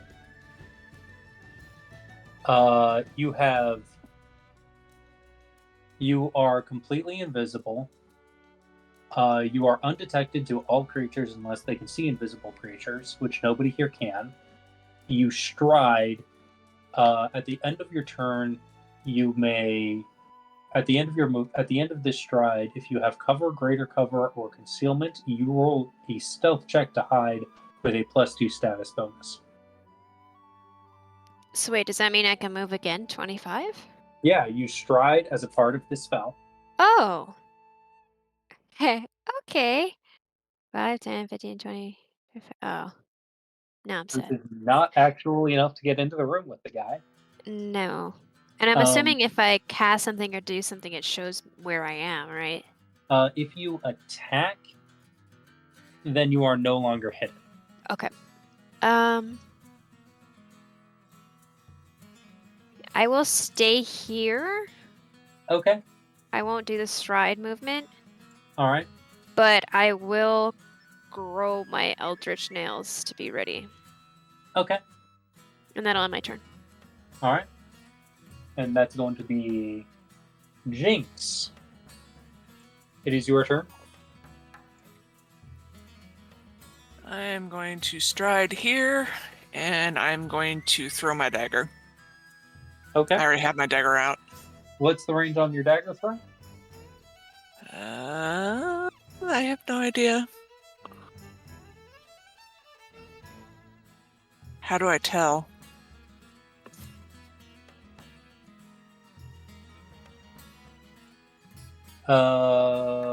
Dagger. It can also be thrown. It has a thrown increment of 10 feet. Sorry, I was on mute. I was trying to say it because I remember writing it in for Jinx. Okay, so I can't throw it any more than 10 feet. You can throw No, it more than you 10 feet. can. It's just really hard. Well, damn.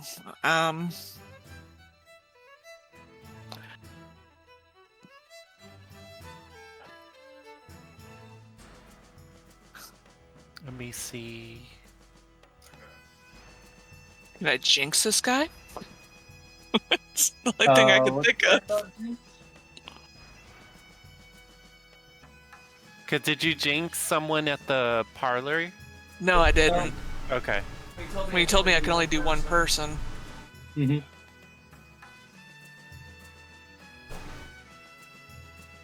But the only thing I have I can think of.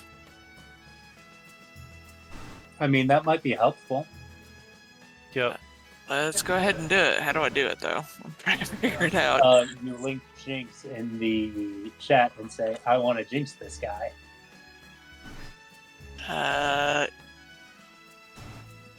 It's only written in my details. It should be built in as a spell. Oh, here we go. Yeah, halfling jinx. There you go. All right. So he needs to pass a will saving throw. That'll be interesting. And we'll see how this goes for him. That's a big fat 9, which is a failure. Sorry about that. As on a failure, the target becomes clumsy 1. And excuse me while I check something real quick.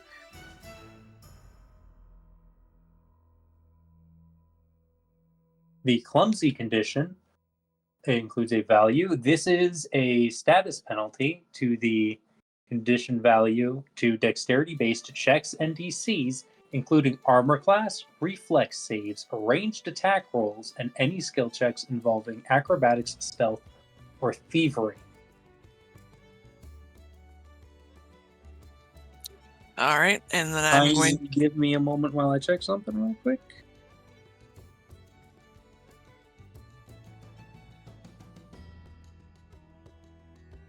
And like a numerical value is ever reduced to 0. Clumsy 1 for 1 minute, and he can't do anything about it. Okay. So, So he's gonna stab himself in the eye when he tries to run in at us. Got it. Not quite. But I am going to use that as his clumsy. So his armor class goes down by. So his armor class goes down by 1. His reflex save goes down by 1. And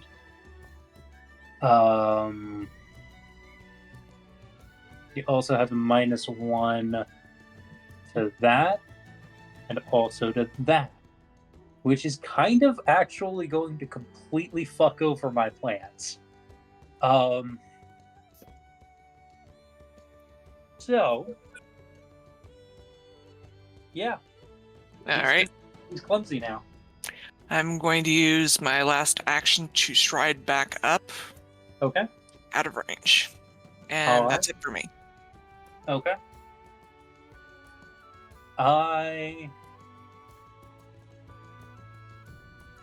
I'm going to be a.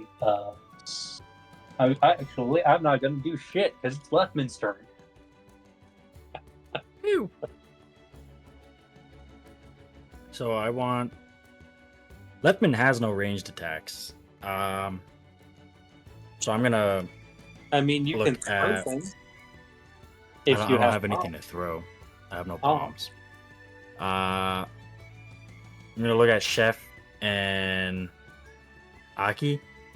All I'm right, gonna say, I can't do anything. you can do plenty. I'm gonna just wait and see if he comes back around as I go ahead and stride over to the corner. Okay, Doing my best to kind of hide. so With whatever you're cover is looking there. to prepare an action. Precisely. All right. And then that action would be an attack with the alchemical gauntlet. Did I just roll something on accident? What the fuck? Sorry. Yeah, you just accidentally rolled Arcana. It's cool. My He's bad. gonna Arcana the bitch. All right, so readying an action is a 2-action activity, so you can do it after you stride once. You choose a single action or free action you can use and designate a trigger. The action you're using is called striking. It is 1 action, and you can absolutely do it with this. And your trigger is this guy comes back down the hallway and gets within 5 feet of you. Your turn ends. Sweet. If the trigger you have designated occurs before the start of your next turn, you take the chosen action, a strike action, as a free action. Provided you can still do it, you can't ready a free action that already has a trigger. Okay. So, your plan is this guy comes within 5 feet of you, you're gonna punch. You're gonna rapid punch him. Yep. All right. Meanwhile, we have Kevlovic, who is going to have a little bit of fun. He is going to 1, 2, 3, 4, 5, 6. Because he's a little faster than you guys. Leftman, he's within range. You can punch him. I'm slapping him. All right. And Do I just do this? Yeah. Yeah, there we go. a 13 is not going to hit. No. Yep. And he doesn't even have cover against you. So yeah, sorry, 13's gonna miss. And then he is going. All right. Thankfully, Jinx can't actually see him. Chef, what is your perception modifier? Or rather, 5. Aki, what are your perception modifiers? I'm 5. I'm I a have 3. I You've have got a it. 2. All right. So 5 is the highest? Yep. Yes. Great.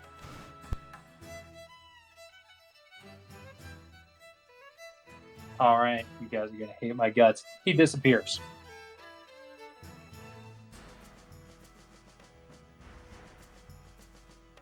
And then he is going to swing the pickaxe at Chef. Chef, because he is invisible and you cannot see him, he is catching you flat-footed, so you have -2 to armor class, and he is still not going to hit you. That's a big negatory. There, good buddy. Uh-huh. The clumsy comes into fruition. Actually, this is based on strength. The clumsy comes into fruition, and that his stealth is slightly less high. Oh. And then he is going to dash out at his speed 1, 2, 3, 4, 5, 6, 7.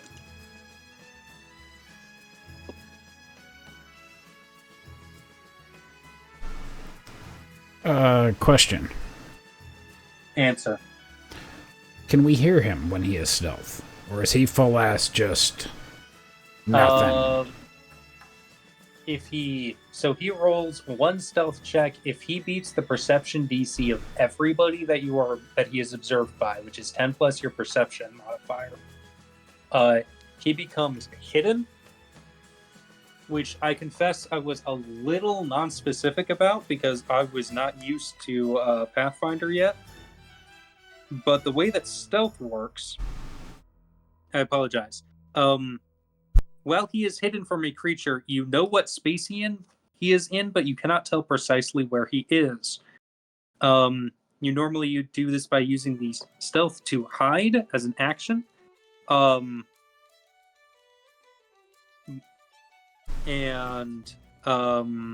So did we see him run back into the other room? That's more kind of what I'm looking for. Once he's attacked, stealth is broken. He loses the hidden condition. He is observed by everybody. Once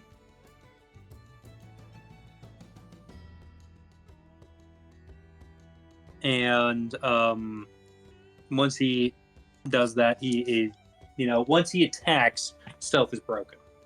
Actually, I apologize.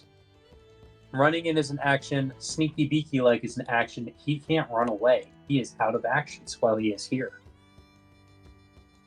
Fucking za. Yeah. Aki, it's your turn.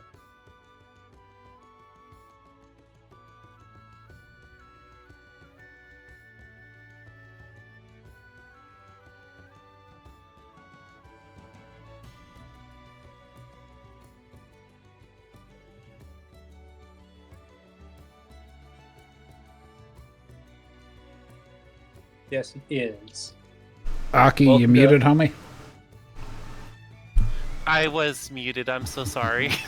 Everybody is learning a new system here. It is A-OK. So, Aki, what's up?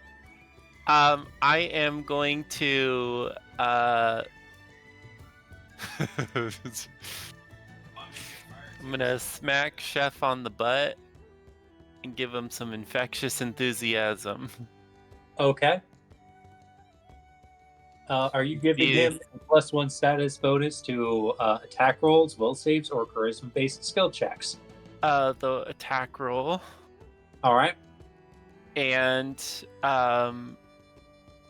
he's just gonna smack him on the butt and just say, "Get in there, champ." Okay. And then my final action, I'll go ahead and do... Is the melee attack a single action? Striking is a single action. Casting Infectious Enthusiasm is a 2-action activity. Okay, so my final attack, I'm gonna use my hand crossbow. Okay. And fire from where I'm at I don't recall you telling me that you pulled your hand crossbow out. Oh, I have to pull it out. Welcome to Pathfinder. Welcome to Pathfinder. I would also point out that you have one hand full of hooded lantern. That is true. Well, he's going to turn his hand crossbow sideways anyway, so... You could bash him over the head with it. On the ass, tell him, "Get in there, champ," and draw your crossbow. I will draw my crossbow for the next. All right. Fantastic. The chef? Yes, sir. It is your turn. You have a +1 status bonus to attack rolls. Okay. I am going to assume I set my sword down to heal up our homie. Actually, yeah, that didn't come up, but yeah. I am going to draw my weapon. This action 1. And I'm going to try and wang this sumbitch.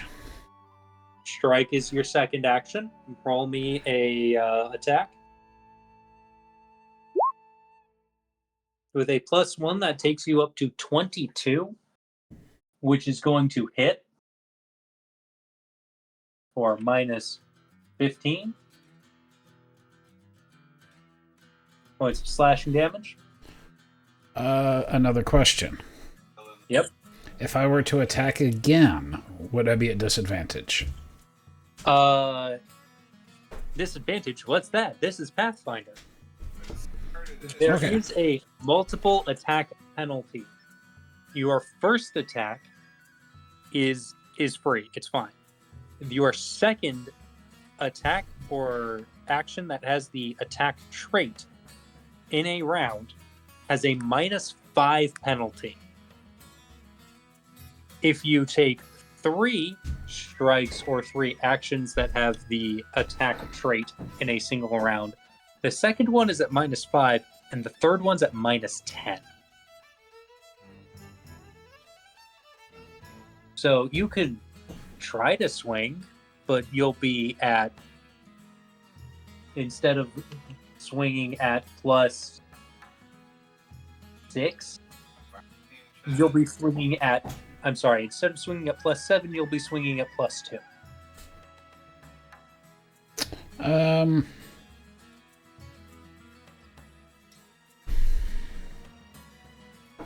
gonna hold off. I'm just gonna end my turn and say, you can also do other things using your third actions. You can stride to attempt to cut him off. can I try and grapple him? Attempting to grapple has the attack trait. Okay, So yeah, you can try to grab him. Nah. I'm gonna get as in front of him as humanly possible, where I'm like, he can't. I'm going to try and cut him off from getting to anyone. Okay. Except for me. Okay. You're going to take the step action, which lets you move 5 feet or a single square. But it differs from striding 5 feet in that it does not trigger reactions. Anything that he may have. And you're going to be there. And look at him and say, come on, you slippery little son of a bitch. Mm-hmm. All right. Carmi, it is your turn. If I stride to him, I'm still invisible, right?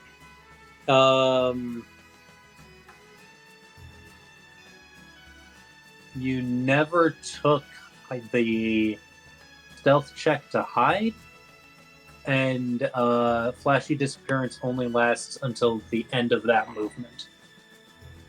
Okay. That was Yeah. really explained to me, so that's great. It's not explained to you. It's right there in the spell. Yeah, but it's very convoluted. It doesn't really make sense, but it's okay. How could it be less convoluted? How could it make less sense than this? This makes perfect sense.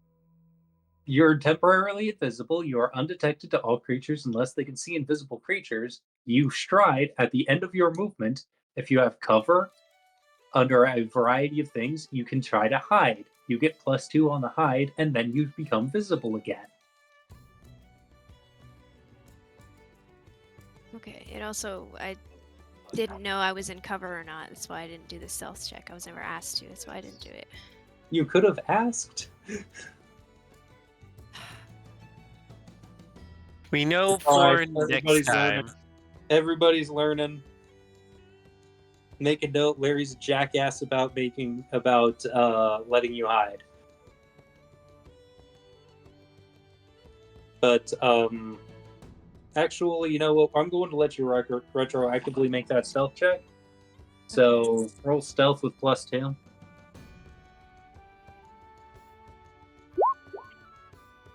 $18.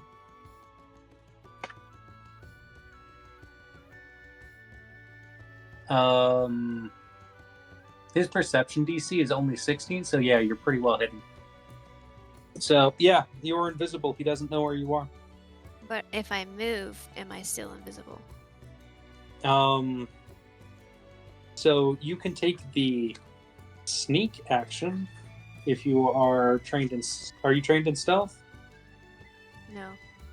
All right. Well, let me check sneak real quick.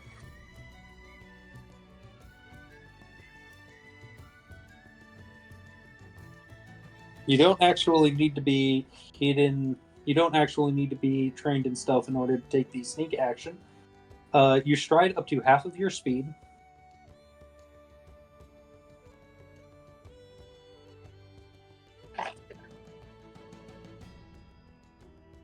And then I'm going to...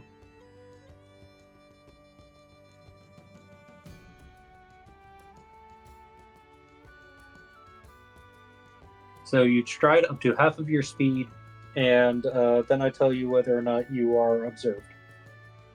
And you become observed as soon as you do any action other than hide, sneak, or step. Yeah.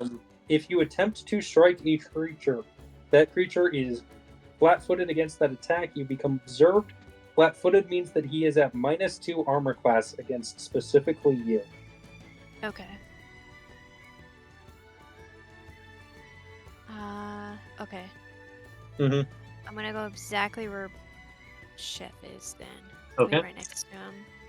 All right. And then, since I grew my nails out as an action on the last one, Yep. then I'm going to once try to strike him. All right. That's going to be 22 against his armor class because you rolled really high on this hidden stealth check. His armor class is 15 against you, so that is almost gonna be a crit. Oh shit. Yeah, you have to beat him by +10. You have to beat his armor class by +10, and you are only 3 off of it, and that's the closest anybody has come yet.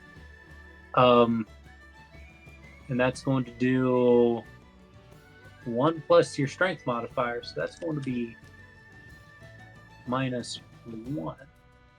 Not +1. -1. So he's starting to get the hurt laid into him, and you still have an action. I'd say I have an action, right? Okay. Yep. Then I'm going to use Hex Buzzing Bites on him. Okay.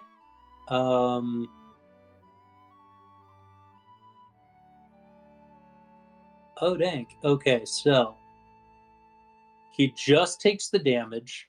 Yeah. He rolls a fortitude save. You sustain the spell as an action on your turn. And we are going to roll a fortitude saving throw, so I know that 0 isn't the spell DC. What is your spell DC? Real quick, kindly. Forget how to... It should- 16. 16, thank you. And that is going to be a... Oh. That's going to be a success. So roll me 1d4.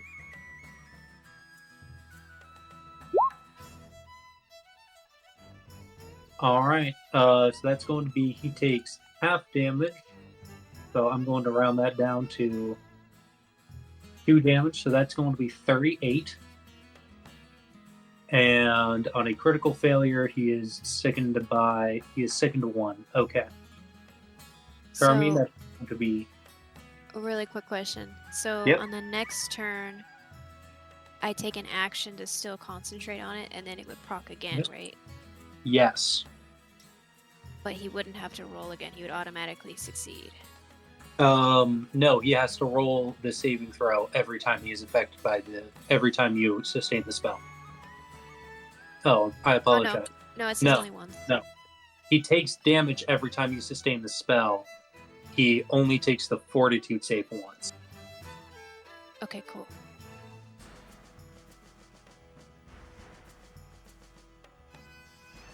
That's it. All right, thank you. And that is going to be it for Carmine. Hey, Jinx, it is your turn. All right, I'm going to go right here. And I'm going to punch him in the junk. Okay. That's going to be an unarmed fist at a 14 is not going to hit.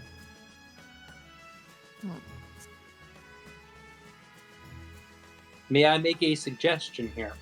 Mm-hmm. If you get behind him, say here or here,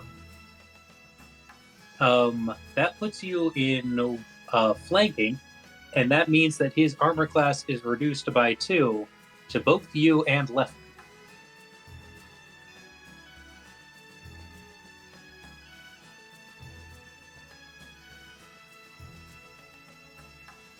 Like that? Yep.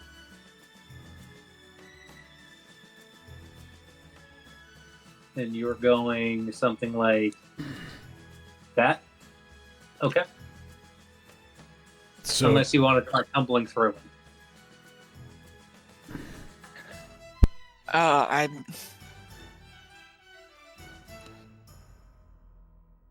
My plan isn't going to work from behind is the problem. Well, I don't think that I'm actually supposed to let Chef and Carmine stand on top of each other, so I'm just making them flat-footed. So I would have done the same to you and Leftman.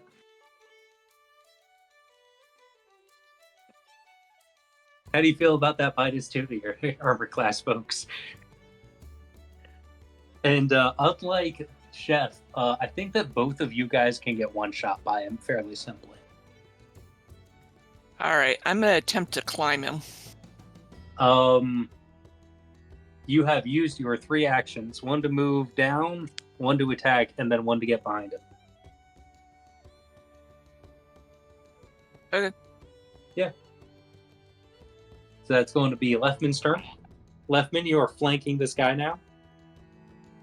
Sweet. That being said, hitting him again. All right.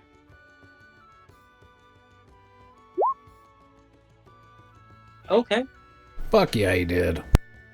Big old 20. You hit him very hard. You're flanking, so he has that -2 armor class. You beat his armor class handily, but it's not going to be a crit. Roll me some damage. That's going to be -2. And you don't have a loaded bomb. No, I have no bombs. That base. Indeed. All right. Kev Levac is going to take. He's going to start off going sneaky beaky like.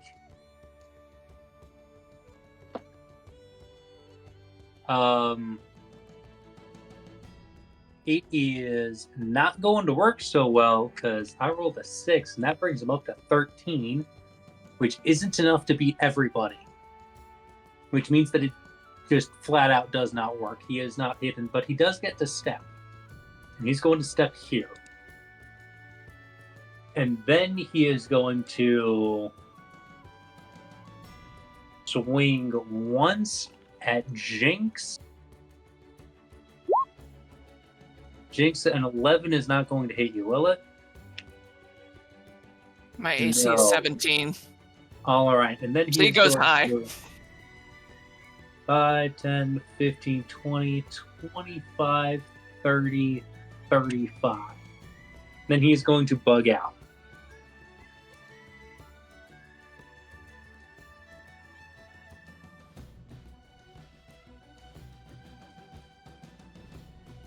That's going to be his turn. Hockey. All right. Am I able to see him still?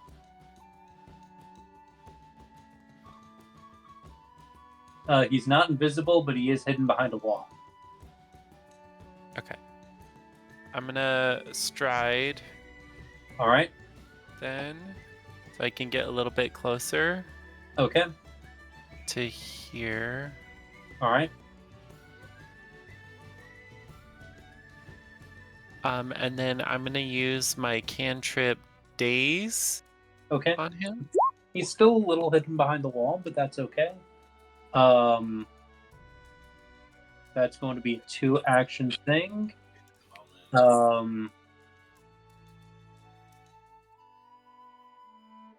Takes mental damage. Excuse me while I check something really quick.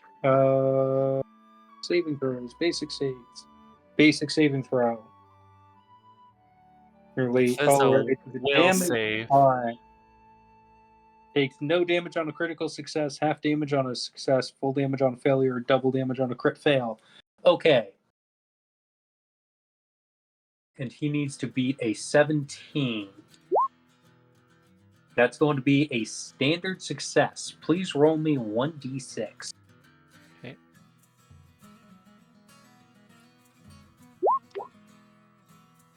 Five. All right, that's going to be reduced down to -3.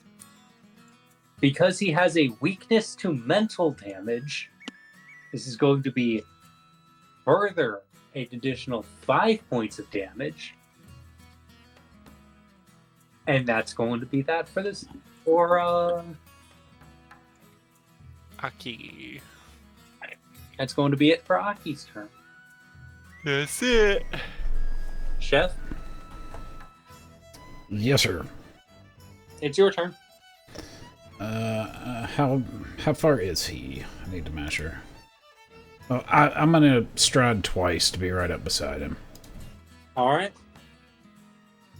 Also going to grab the polygon with the hole and just tell you guys that through here is a nice little break room. And All right, Chef, what you gonna do? I am gonna try to wang the shit out of him with my sword. All right. Oh, yes, I did. And doesn't he have some penalties? So he is still clumsy, which reduces his armor class by 1.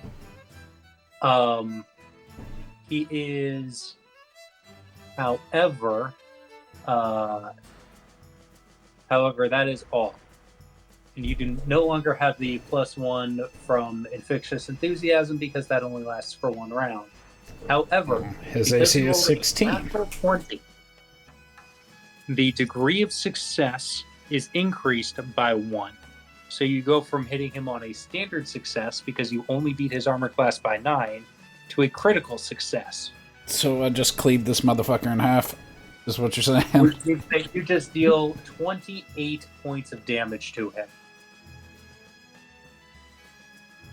I just cleave this motherfucker in half, is what you're saying. Bob, I need you to roll me a reflex save for something. Oh boy. Reflex. All right. As your massive chef's cleaver comes down between his shoulder and his neck in a massive overhand blow, and you cut him diagonally through the torso, there is a spray of arterial blood that you dodge out of the way of instinctually. And you are very, very glad you are, because shards of this sharpened blood are sticking into the wall and the door. And you look as the liquid blood drops away from it. It almost seems to be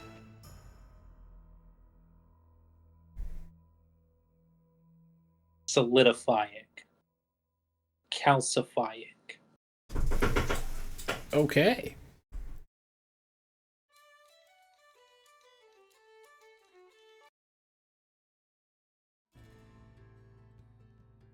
But yeah, he did. Can I search his body? Yes. What, do I need There to... are 5 healing potions. Oh, And a fuck yeah. giant fucking pickaxe.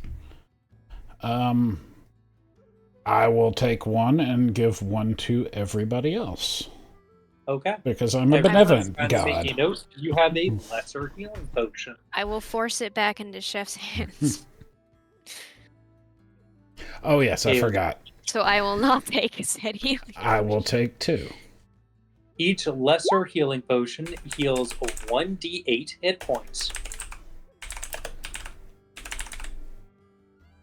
And because I am a kind and benevolent god, retrieving a potion that you have stowed ready to use on you, say, tied to your belt, and drinking it is all one action. Instead, of the two actions that it is supposed to be. To retrieve an item, and then to drink the potion. Okay, I have another strange question. All right. Would battle medicine work on Carmine, or would it hurt her? It hurts me. Fuck. Sure. It's negative, right? Negative healing, yeah. Negative healing just means that you actually let me. Yeah. Can I thrive in a bath of acid? Like, what actually heals me? Yeah, can I like Actually, punch her in the I'm thinking, face? I'm thinking like poison or Let's go, vat of acid. Except poison, not Negative acid, because that's different. healing.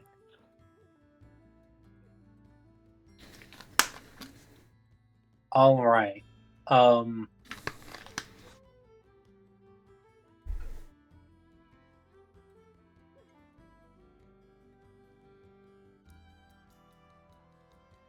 Dampier. Ba-ba-ba.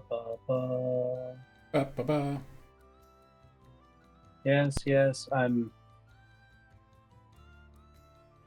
I don't actually see a thing.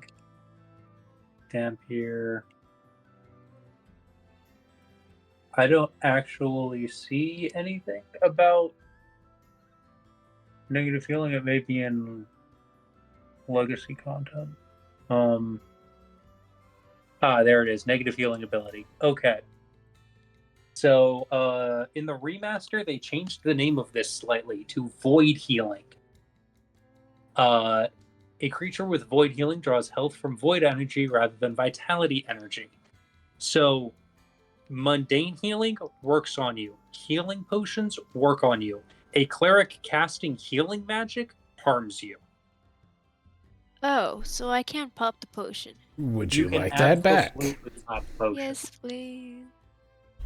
By contrast, a spellcaster casting something that does void damage heals you instead. So, Which- like necromancy, I'm assuming? A lot of that is going to be necromancy, but it's also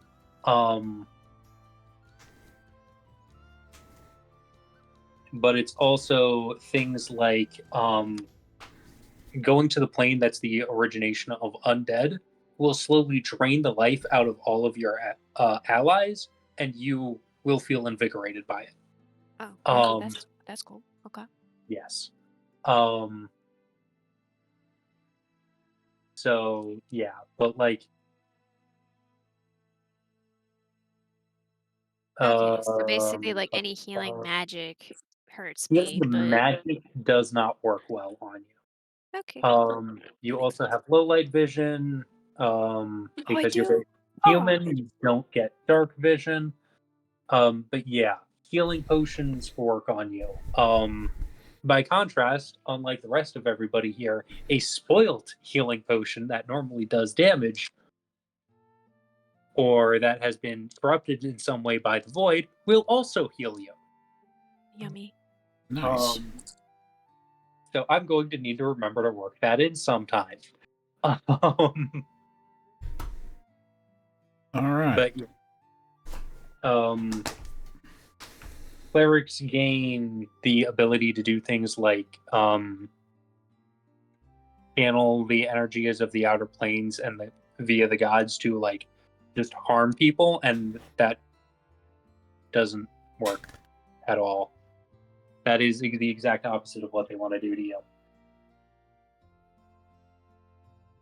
So it won't really matter generally until it does, and when it does, it's going to mean that you're laughing all the way to the bank. Excellent. All right. So do you guys want to explore the rest of this guy's room of crazy? Yes.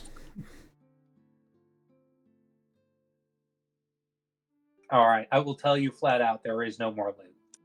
Okay. Let me just clear all that. Get rid of But is that. there anything of interest loot-wise? Or aside from loot, Just sorry. said there's Aside no from more loot. loot. Aside from loot. I mean, I don't really. I mean, like, you get about here, and the dude has started to like scrawl crazy shit on the walls. Mostly about the stars being right, and the dreams not leaving him, and how people's blood starts to sing out to him. And you find a lot of bodies. You find like 5 more bodies. Okay. Aki wants to That have look. pretty clearly all been done in via pickaxe the various heads. Can I look at the body and just specifically, I want to see if I notice anything in his eye. If I notice anything weird. Roll me a perception check.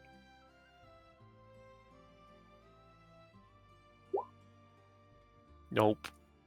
So you're looking at his eyes. You're looking for anything weird. His eyes got pretty well mangled by the spray of Blood. sharp blood. So you don't so there's not much of a face left to look at, really. Could we examine the blood? Nah. Yeah, I think that would be more of a medicine thing. I'm not good at that, Chef is. Cough. Apparently, Chef is not. Chef, that blood has like shards of sharpened rock in it and stuff. I wonder if that there is why this here Alantine is under quarantine.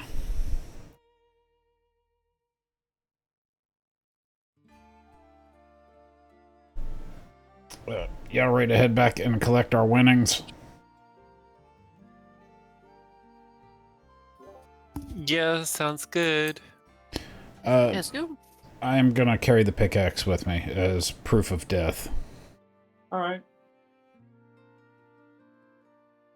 It's like covered We in need to, like- blood. It's kind of distasteful. I was gonna say, do we need to cut off his head or something to prove that we did it? Please don't. That's kind of morbid. That's why I figured the pickaxe would be proof that we got the job done. Okay. All right, let's go. Before. I'm just gonna take you guys straight back to the brothel scene because Thank you. it's easier. Checkers is engaging in what seems to be it would be comical. Actually, no, that's a lie. It is pretty comical. He is going into the doors, getting thrown out bodily repeatedly, and then he is standing up, dusting himself off, and walking back into the doors.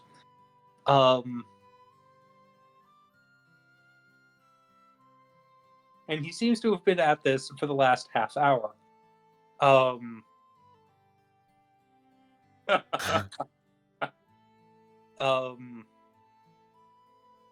In addition to you guys all chuckling a little bit as you walk up, the guards are starting to laugh a touch. But more relevantly, there's also a very large minotaur who's just sitting up on the barricade watching this and eating what appears to be like small pieces of meat that have been like deep fried and like in like a shell of flour. And he's just got like a 5-gallon bucket of it sitting in his sitting in his lap.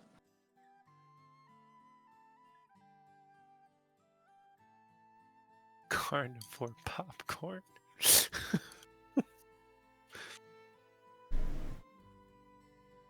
Keep going, checkers. You've got them next time. Hey there, Chess. We got something for you. Oh, what's going on? And he stands up, he rolls his shoulders back, he wipes himself down really quick, got his aviators on, and he's still got that dumb little crown. Here's your proof of death.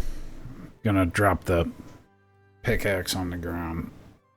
Ain't nobody left alive in there, but them shits is cleared out. Well, suppose that's good enough for me. He looks over his shoulder.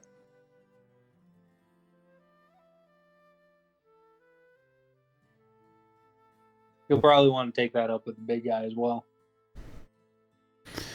Which big guy? The one up there laughing at your dumb ass, or... Alright, so let's do this, boy. What do we live for if not to entertain the people around us? What do we live for if not to entertain the people around us? Let's do this there. Sunglasses. Alright. Are you walking over to the Minotaur, or are you going in? I'm going to the table. I want my fucking money. Alright. I'll walk over to the Minotaur when we're done here. Okay.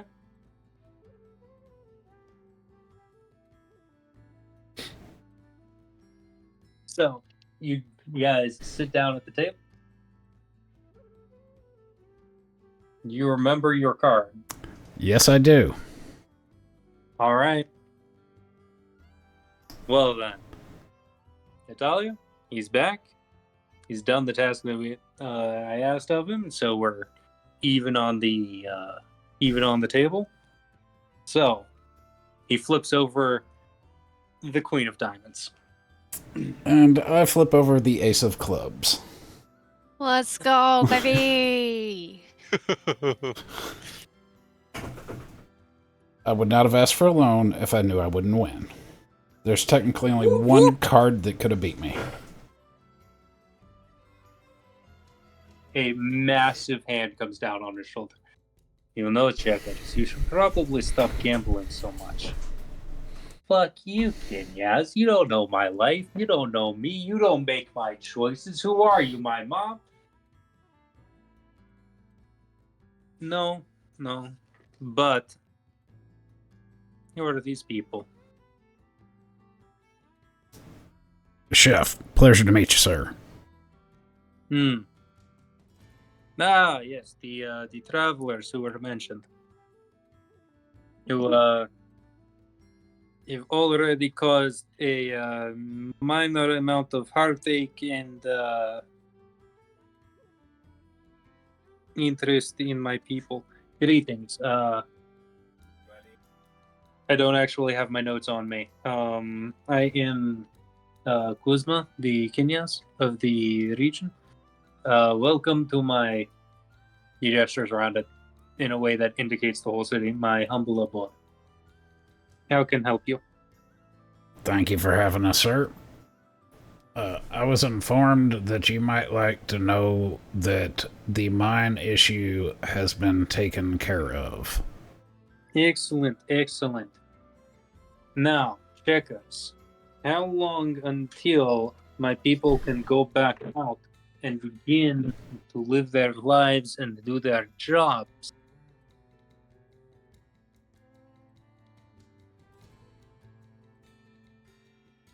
Well,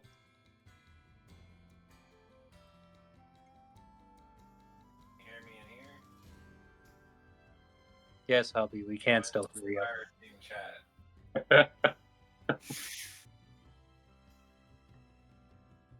Hello. Sorry. Normally I'd say fine, but right now I'm out 200. 200. Checkers! You make too much money to be gambling for chump change like 200. Who are you, my mom? Excuse me, ladies and gentlemen. And he picks Checkers up bodily and just walks out with him. Okay, so how much money do I get? You get 150 gold pieces and 8 silver. I will give 50 back to the lovely little lady. You're going to have to be more specific. Carmine, who donated. Well, I will give back the 40 to Carmine. All right. I think I got one from Jinx and One from Jake, one from Aki. Aki. I will pay everyone back. All right. Which would leave 40. 108 silver pieces. 108 silver piece. So I have 120 gold. And 188 silver. All right. Or wouldn't I technically have 5 platinum and 70 gold? Yes. Okay.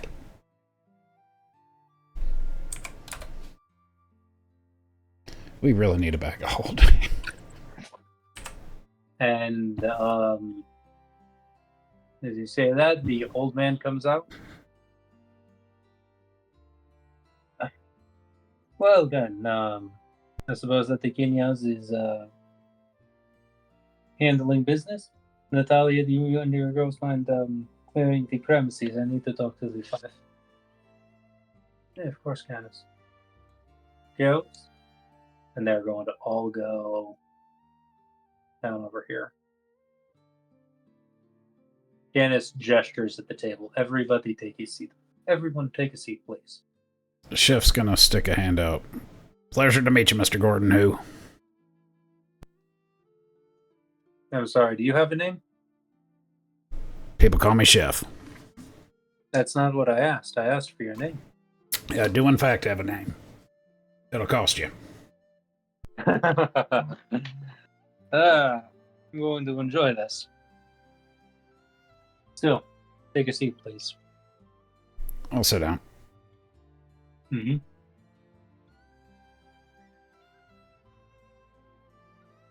Leftman, Aki, Jinx, y'all gonna take a seat around the table? I flop down in a It's a chair. place over here at the desk. I'll move over there. Mm-hmm. I'll sit over here.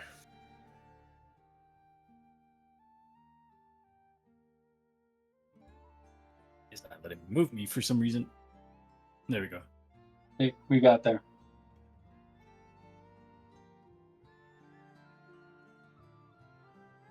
Please understand when I say it this way. He cannot afford them. This is a professional environment, and those people deserve to get paid.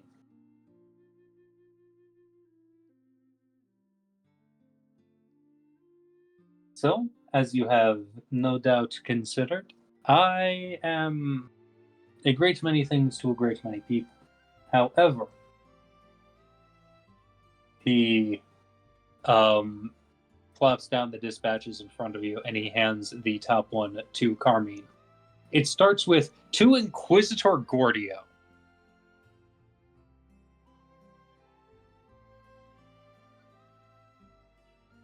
However, one of the positions that I am honored to uphold is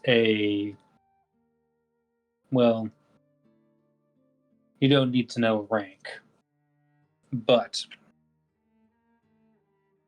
position in the in His Imperial Emerald Majesty's Intelligence Services. So, welcome to the club. First things first. And he hands each of you a contract that details you as a special agent of the Imperial Intelligence Service and Inquisition to look into a particular problem that the Empire is that to deal with a particular problem or to look into a particular matter of interest to the Empire. You may sign, you don't have to. Secondly, he hands you a packet of information. This contains all of the information that the Emerald Empire has managed to compile relating to a cult that call themselves the Starbloods. They are active here on the Isle of Whithe. They are inactive anywhere else because every time they leave the island, their blood their blood crystallizes, they go completely insane, and they need to be put down like a dog. We don't know where they come from, we don't know what their goals are. And at that, he levels a finger at roughly at Carmine and Lefman, is going to be your job to figure out. Who are they? What do they want? And how to stop them.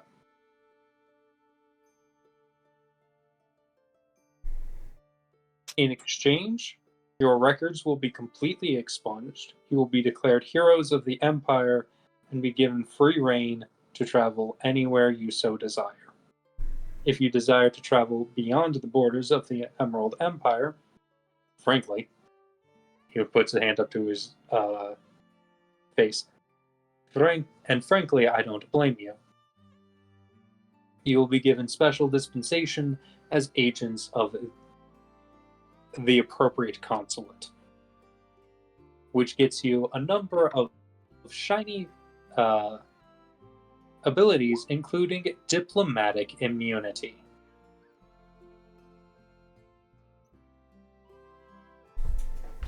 Might I make a small inquiry there, sir? I apologize. All of these are or die trying. But yes, the mystery man with only a title. What would become of those who are not here because of a criminal record? Would there by chance be payment involved? How much payment are you talking about? Well, how much time were these fools fitting to be doing? Perhaps you should ask them that. However, he pulls out a scrap of paper, again, from somewhere on him. He's still not wearing a shirt. He puts a number at it, and he slides it over to you. That's my salary. There are 5 zeros after this number. I will take one of those. Well, as hero of the Emerald Empire, you ask, and the answer is yes. Where do I sign? Back page of the contract. It's 3 pages long. I would like to read and see if there's anything that I need to be worried about. There's a blank space for your name. Being of sound mind and sound body, do hereby declare that I will enter into the service of the Emerald Empire, Emperor, etc., etc. I will fight his enemies. I will protect his allies. I will uphold his laws to the best of my ability, and I will. There's a lot of like fancy schmancy legal stuff. It basically says, I agree to act as an agent of the Emerald Emperor and try not to completely fuck him over. Do you have a quill and some ink?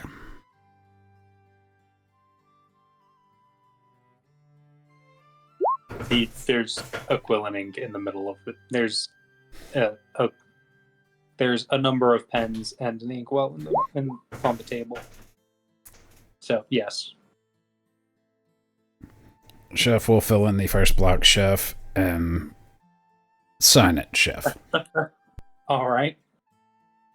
Carmine. Are you on board to do spy shit and figure out what's going on with people going crazy and having their blood turned to rocks? Yeah, what is there to lose? She'll sign it. All right. Aki? Aki will take the pen and sign his name and pulls out the little brooch Mm-hmm. and stamps it on the side too. Okay. The brooch of the person you're looking for? Yes. Roll me a perception check real quick.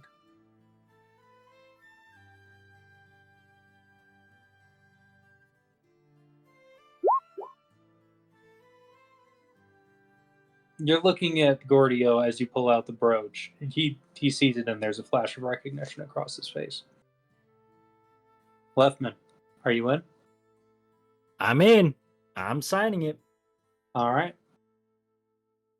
Jinx? Jinx doesn't even read it. She just kind of goes, sure. Does her little X and pushes it over. All right. Thank you all very much. Welcome to the Blades.